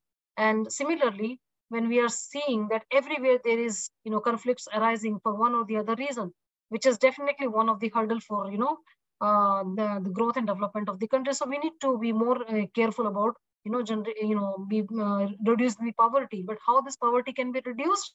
By promoting the peace. So everything is very, very much interrelated. But now the other term which is coming in place is economic growth. How this economic growth is the central trend for SDG, 8. Because in SDG 8, we are majorly focusing on economic growth. How India, has been growing at the rate of 7.5% per annum. So every year by 7.5%, we are, increasing. So however, our aim is to grow to the rate of 9 to 10%, which is the vision of Modi government. They really want that economy has to be grown up by 9 to 10% by 2024. But how this India growth story has been driven by the service sector, which constitutes 62% of India's GDP. So definitely we are fortunate enough because we are the academicians. We are, helping the nation building by providing education to the student. So that means the major service sector is constituting 60% of India GDP. But then what are the three major pillars of SDG 8? I think it is very, very clear that the three major pillars of SDG 8 is social, economical, and environmental. Social, that means we need to be peaceful. We have to promote peace and, calm everywhere. And then economic development can only happen with the help of the skill development. But how we can achieve this when we know that these are the three pillars of, sustainable development or economic growth of the country. But then the question arises among every speaker or maybe every person who ever is present here, that how we can achieve SDG 8 goal. So we need to be very, very effective. We have to take immediate measure to eradicate, forced labor. We have to end modern slavery. We have to, reduce human trafficking and secure the prohibition and elimination of the worst form of child labor, including recruitment and use of child soldiers. And by 2025, which is as per the government vision, that child labor will be stopped specifically in India, I'm talking about. But then we have a lot of challenges with us, specifically in the field of SDG 8, where there are different challenges. Challenges are like, corporate progress and action on diversity, equity, and inclusion. So other SDG goal are focusing on diversity, equity, and inclusion as well. But then this is one of the major challenge and big challenge, when we look out the growth of economic growth of the country. So beyond pride, if we talk about rights of LGBT people and corporate responsibility of respect, this again, everything come under the economic development, because when we are giving equal right to LGBT community, so then somewhere they will also contribute into the growth of the country and economic development of the country. So we need to be very inclusive. Our digital economy should be inclusive for everyone, because now we are more and very much focusing on the digital economy of the country, because now we feel that AI and robotics and automation and blockchain is taking very big step in development of the country, because now everything is driven by IT. When we say that IT is driven by IT, then AI is playing a very, very major role. So that means we can only achieve all these factors when we have an inclusive, nature, or maybe inclusive growth factor in hand. But then how these, economic development can happen, because there are 8 specific goals for economic development. We call it efficiency, equity, economic freedom, full employment, economic growth, security, and sustainability. So economic goals are not always mutually compatible. The cost of addressing any particular goal or set of goal is having fewer resources to commit to the remaining goals. So that means when we are talking about SDG goals, every goal is interrelated, because I told you today we are talking about SDG 8, where it is focusing on majorly on peace and economic development. But then how this economic development can happen? How we can increase the peace? Because ultimately we need to look for the economic freedom. We have to give equal right to the LGBT community. We have to focus on diversity. We have to be very careful about equality and inclusion. So that means, and in earlier goals, we have talked about diversity, equity, and inclusion. So that means every goal is interrelated. As far as my understanding is concerned, in SDG 16, peace. So how SDG 16 is related to peace when we are talking about peace in SDG 8? So basically, SDG 8 is also promoting just peaceful and inclusive society. So here we are talking about inclusive economic growth. So ultimately, both the things are interrelated. So SDG 16 is also, about promoting peaceful, inclusive societies, providing access to justice for all, and building effective and accountability, as well as inclusive institutions at all levels. So when we are talking about that, SDG 16 is providing, accountable, inclusive institution at all levels. At the same time, SDG 8 is talking about how we can increase the economy of the country by, inculcating peace in the society and in culture. So peace can only be, attained. Peace can only be achieved when we have the skilled or maybe educated people in our society or in our country. So we, as an education, is playing major role to give education to the community, and we are providing them how we can increase the peace. And peace is a way of living together so that all members of the society can accomplish their human rights. So human right can only be accomplished when we have peace, when we can live together, when we do not have any grudges. So it should not be only in India, but across the world, I must say. Thank you. Thank you, Excellency. Thank you so much. As you are a management, as you are a management-related person, really, that was so awesome. Because in the context of India, in the context of Indian economy, the way you have presented statistics and the growth of our nation, GDP, really, that's commendable, Excellency. But I must Really? address one point also, because up till now in India or across the world, in fact, how do we measure the economy of the country? We measure the economy of the country by GDP. Basically, GDP is the tool to measure the economy of the country. But now, I, along with Niti Aayog and the Professor Humberto Salpazo, Professor Zef Kole, those who are the very big strategists. So we are focusing on how we can increase the economy of the country by adding K factor into SDG. We call it as GDKP, where K is the knowledge factor.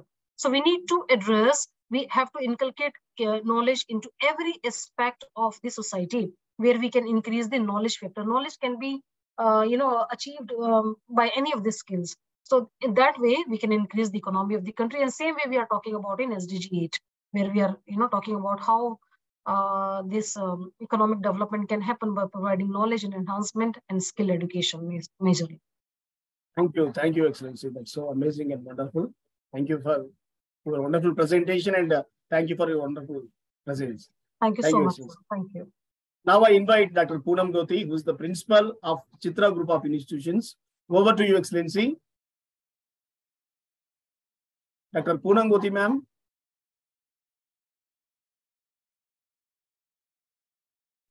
Good evening, sir.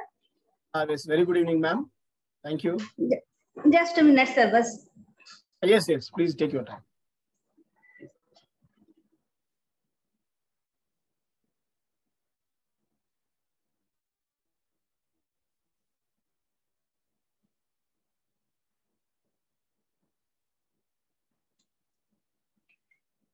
Yes, sir. I am very grateful to giving me this opportunity to present my view in front of you all. First, what is SDG 8? SDG 8 is about decent bulk of economic growth and is one of the 70 Sustainable Development Goals which were established by United Nations General Assembly in 2015. Main goal of SDG 8 recognizes the importance of sustained economic growth and high level of economic productivity for the creation of well-paid quality jobs as well as resources efficiency in consumption and production. It calls for opportunities for full employment and decent work for all, alongside the eradication of forced labor, human trafficking, and child labor, and the promotion of labor rights and safe and secure working environment. Main target of its SDG 8 are: first, enlist development countries the gross domestic product growth should be 7% per annum. Second, achieve high levels of economic productivity through technological upgrading and innovation.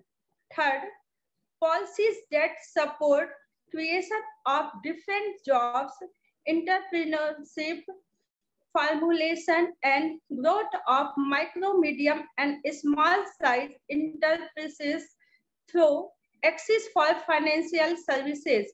Improve progressively by 2030 that we increases efficiently in consumption and production of goods and help in decouples economic growth from environmental degradation. Fifth is by 2030 achieve full and productive employment and decent work for all women and men and person with disability and equal pay for work to everyone. By 2030, reduce the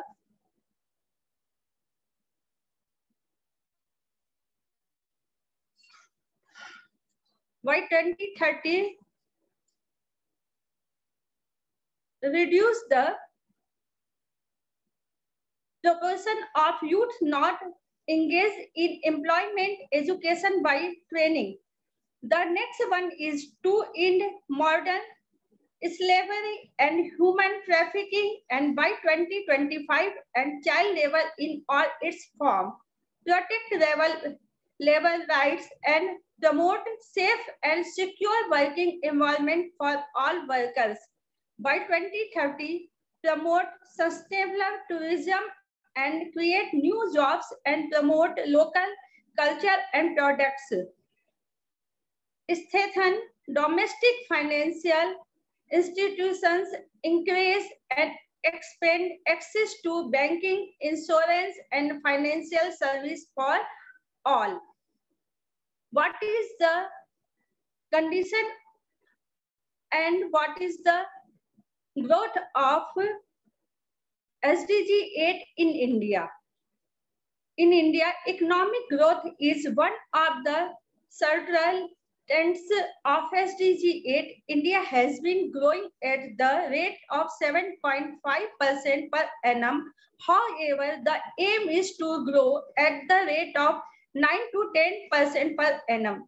India's growth story has been driven by the services sector, which constitute 62% of India's GDP.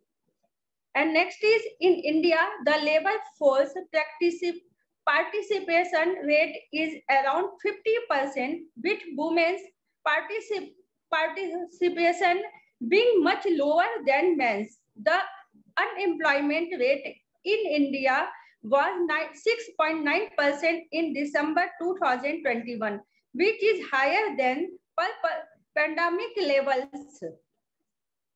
Why is SDG 8 importance? SDG 8 recognizes the importance of sustainable economic growth and high levels of economic productivity of the creation of well-paid quality job as well as resource efficiency in consumption and production. What are the three pillars of SDG 8? Sustainable development is based on the three fundamental pillars: social, economics, and environmental. The three key areas of sustainability are environmental, social, and economic. The three pillars are important because they help to better understand sustainability, and they are also used as a model for standards and certification to evaluate the sustainability of organization, countries, products, and services. What are the challenges in India to achieve SDG 8? Generating employment opportunities, robust empowerment of the informal workers, and bridging the gender gap in earnings are areas that require immediate attention to achieve its SDG 8 in India. How to achieve SDG 8?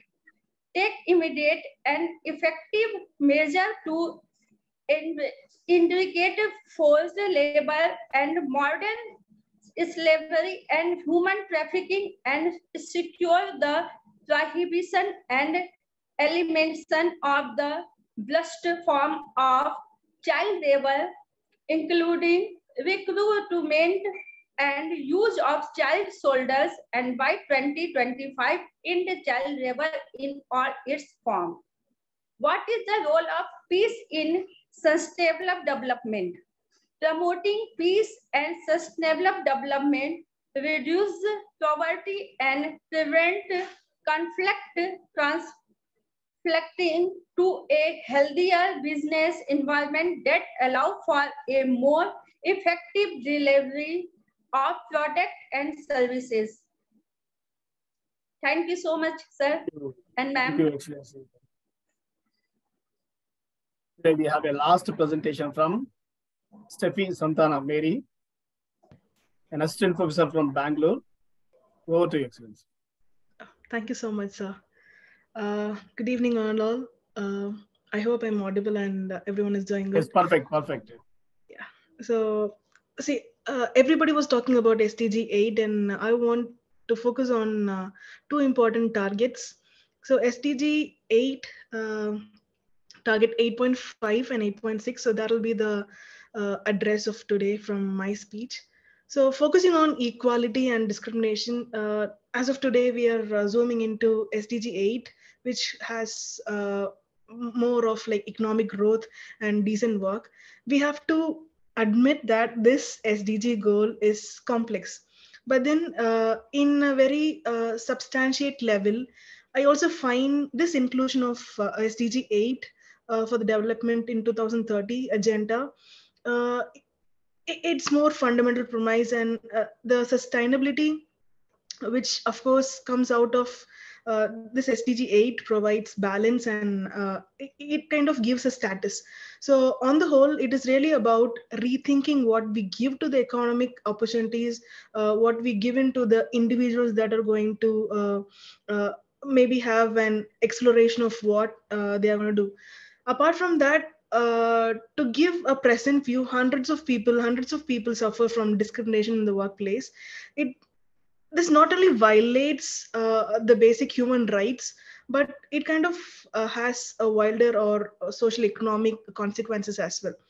Discrimination, it's like it gives in more or it wastes more human talent.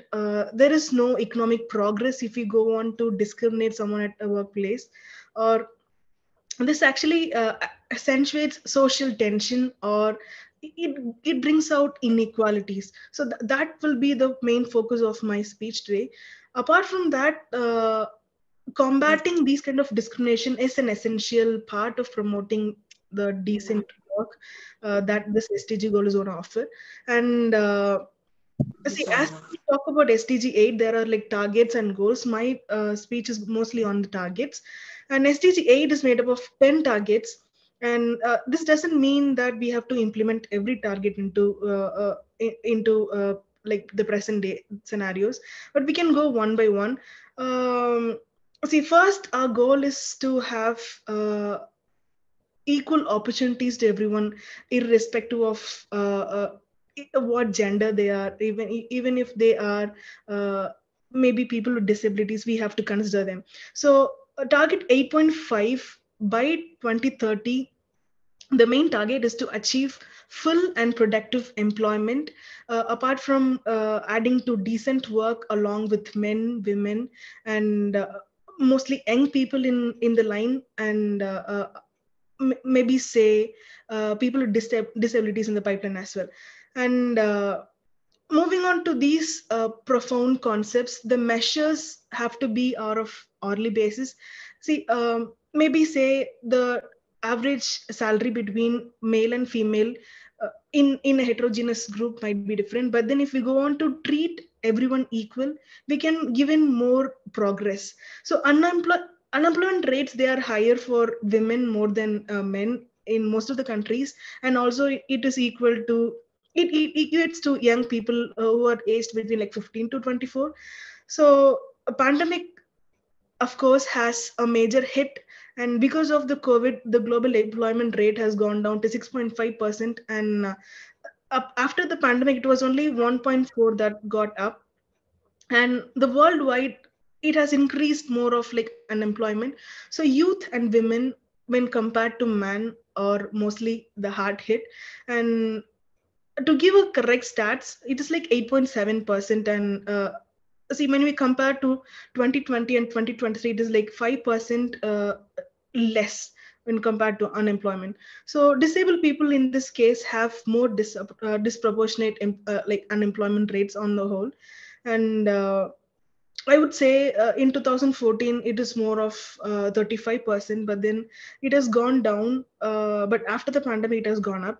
So the target of 8.5, SDG goal 8.5, is equal opportunity to everyone, irrespective of what gender they are, irrespective of maybe say disabled people as well. So equal opportunity is what it is talking about. And to give more information on 8.6, see, youth in an unemployment state, even though if they're educated, there is no progress, there is no economic development. And I agree with most of the keynote speakers. But if you can follow your education to promote something that can contribute to the economic growth of society, that is what we go on to have, to think a better future. See, after pandemic, many of my friends, they have started like entrepreneurship, and maybe a small startup can also contribute. So that is what we are looking into. On the whole, I would like to conclude by saying that economic growth should be more of a positive force for the whole planet.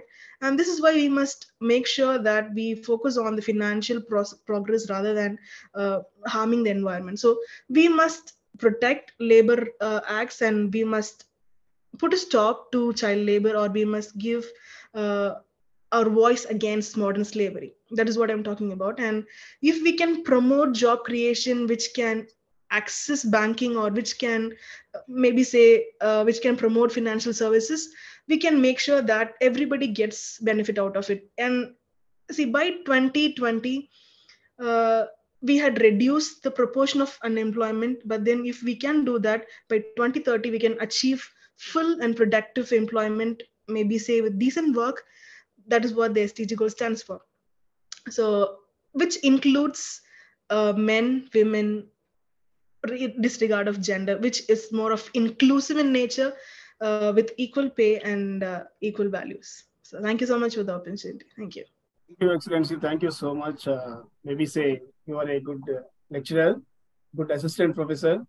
The way you are presenting, treating us as your students, really the flow, the choice of words, everything. Maybe say you are talking about physically challenged people. So great. You are kind in heart. That's why you try to cover many dimensions to this speech. Especially you are the blessed one first, because you have good knowledge about financial matters. So your family will be blessed first. Then with you, your society will be blessed, and overall nation and globe. Thank you. You have a good scope to do many things as you are young in age. Wish you all the best. And thank you for your beautiful presentation. Thank you, sir. Steffi ma'am's speech is not the last speech, because we have one beautiful, the woman with the crown. Priyanka Yogi ma'am has just joined. So it's going to be the final speech, concluding speech. 5 minutes, please, because we already announced that it's a conclusion. Joined in the last. Over to you, ma'am. Okay. Yeah, hello. Can I start for my speech? Yes, please, please. Hello. Okay. Yes, ma'am. Now we are inviting Priyanka Yogi ma'am, librarian, Uttar Vienna College of Education. Over to you, ma'am. Thank you so much. Namaskar. First, my hearty thanks to respected Raja Rao sir, who is organized World Peace. This is the most important for world. So we want peace. The first thing that comes to peace is for peace. The world's environmental infrastructure. Dangerous human is a good and cool, beautiful environment. Everyone is desirable. Due to another war, in addition to the war of riots, the turmoil is to be read in. Peace is excited to eat healthy. Eating currently, due to technical development, many countries have improved, but there are still many regions of the world. There are also those areas where there is a lack of appropriate earning. Decent work and economic growth very necessary for the development and economic equality, because decent work and economic growth through people can live standard lives. Decent work and economic growth, SDG 8. Sustainable development has a 12 target and 17 indicators. Today our point is, why are born labor child? Why are born beggar?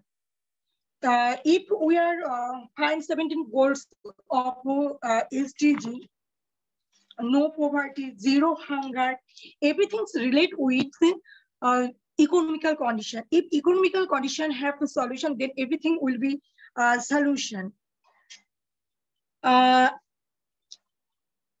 Importance of economic growth.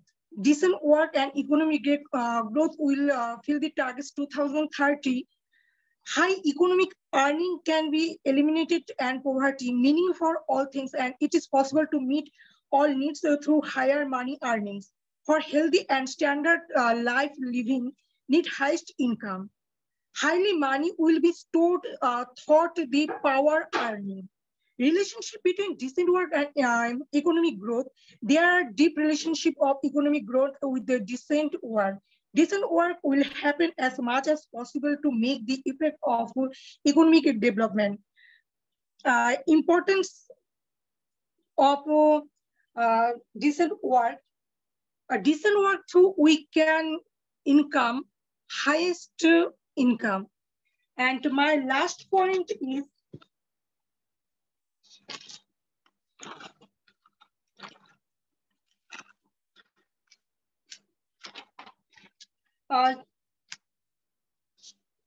step of economical development. One first step is target fulfill or of SDG 2030, and free training and workshop can arrange for those people who are economical backward classes.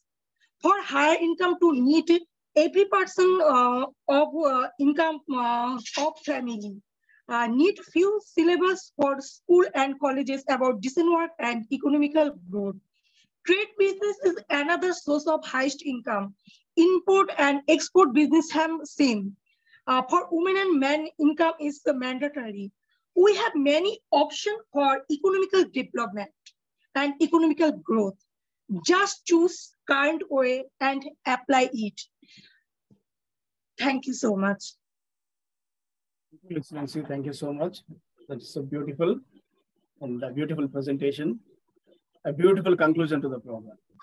So today we are about to end our 8th day. Actually, we have announced it at 10:30, but it's 10:50. By the end of vote of thanks, it would be 11. But anyway, it deserves. I invite Professor Dr. Vijay Caroline ma'am for concluding remarks. After that, I will go for vote of thanks. And over to you. Thank you. It's an amazing day. I'm hearing to every eminent speaker. Everyone has given excellent inputs, and takeaways are many, sir. We have to take many takeaways from this platform today from the global leaders. Decent work, economic growth. So decent work, as every eminent global leaders said, that to be provided without any gender disparity. So everyone has the right to have to lead a decent life, have provided a good job. That is important. So we know many problems and challenges are high in India, and that has to be addressed by the humanitarian global leaders so that we can provide employment to everyone and make them understand, at least by taking up innovative ideas and innovations, they can start up their startups and support the society at their level. So they can provide employment to many. So in this way, the youth especially who are technically sound and who have good skills, they have to think not to waste the energy, but they have to tap up the energy and think about for the welfare of the society. They have to work. That is main important thing we have to focus. So I request all the global leaders, educators, and everyone, social activists, to take up many awareness programs, not to depend on government for jobs. It's very difficult to have jobs from government, but we have to see that develop our own organization which support many to provide employment. So skill development is also very important. Whoever is skilled in the particular profession or interest, they can go on and start their own startup and support many. So in this way, awareness programs are very much required. So that's what I have taken the takeaway from the eminent global leaders, and that employment is very important, especially India. Unemployment is high. That has to be addressed. And economic growth can be increased only through proper employment and a good lifestyle. So that is important. Healthy mind and healthy body is also important for the economic growth. So we have to work together for the upliftment of the youth and have a good environment globally, so that all the people can lead a peaceful life with good, decent job and with economic flourishment. Thank you very much, sir. Thank you, ma'am. Thank you so much for the inspiring concluding remarks. A great day about to end. I recently happened to see a video of a deep dance master who looks very brave in that video. Those are his last words spoken by him before committing suicide.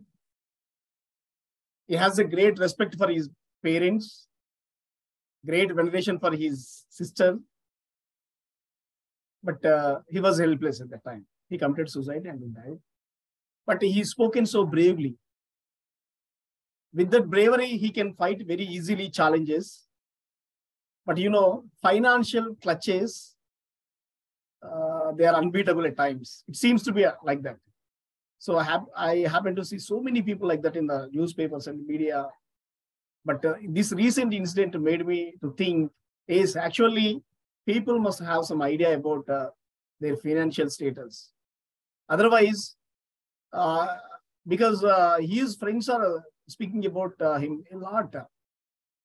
Of course, when I saw that video and that person, he doesn't look like a timid person. He's very brave. He looks like that. But the circumstances made him like that. Financial circumstances. So one should be very careful about his financial planning.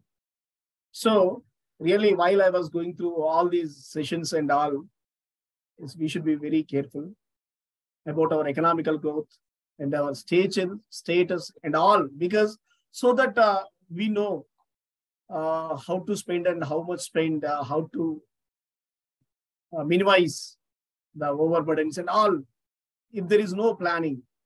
Right? So anyway, Excellencies, without financial planning, we are seeing unexpected turns and events in people's personal lives. So we should be very careful about that. Because on paper, it seems everything okay. At times we know, but we ignore it. The pathetic situation about human beings is they do not recognize it until it comes to an end. We know, just we ignore it. So that is the thing with us. We should not. This is very, very serious issue because it won't be in our hands. If it goes beyond our hands, it won't be in our hands. We can't control it. Because there are many incidents I saw in my personal life, people calling and describing their situations and events, and the videos that we see and in media. There are people who think they are the billionaires. For example, the best example, cafe owner in Bangalore. Really, that's so sad thing. But the same was lifted by his wife. That is the different scenario. So financial planning, economic growth, work, that too decent. These are essential for human beings, because we always talk about human rights. We always talk about human rights. You know why we talk about human rights? Because for decent life, we need decent life, decent living. Okay, that comes only when we have decent work and financial growth, economic growth. So really amazing job, wonderful inputs. Every day we are taking some lessons. As we are staying here from beginning to end, we are taking more from these sessions. Really, so wonderful job. And I want to thank all the participants who ever attended. Dr. Stephen, brother, thank you, brother. Thank you for joining. And Priyanka Yogi, ma'am, you are the last join, but thank you. Thank you so much. You inspired a lot. Archana Priyadarshini, ma'am. Thank you, ma'am. Thank you for one more day, 8th day. Thank you, sir. Vishwanath Panigrahi, sir. Thank you, sir. We can see you here. Thank you so much for Thank you, joining. sir. Thank you so much for the support. Geeta Suryavanshi, ma'am. Thank you, ma'am. One more day.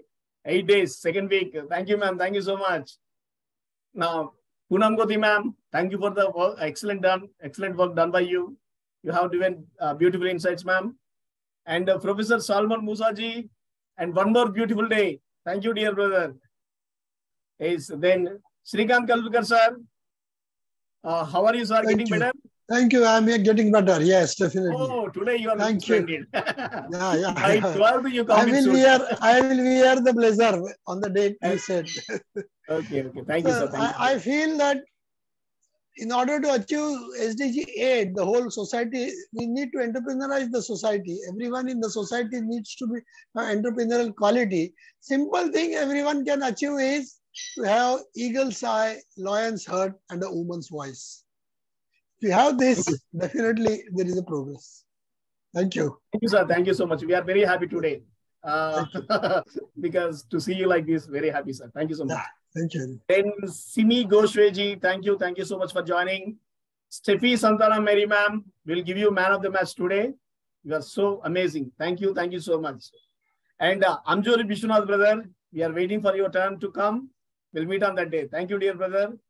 Then Sidinama Daniel, thank you for joining and thank you for your presence. And each and everyone, I thank you. And last but not the least, Professor Dr. Vijay Kal, Imam, as ever, whenever I say the word, same, standing tall, being the backbone, everything, running. Now, of course, from yesterday onwards, you are writing by staying in front.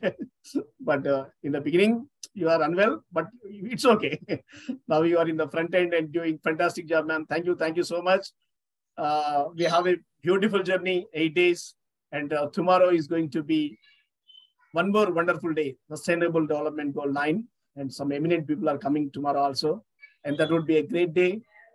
And with this note, today, with all these beautiful insights, memories, inputs, let us conclude this program and let's welcome to the great 9th day of Sustainable Development Goal 9 tomorrow. Thank you. Thank you so much.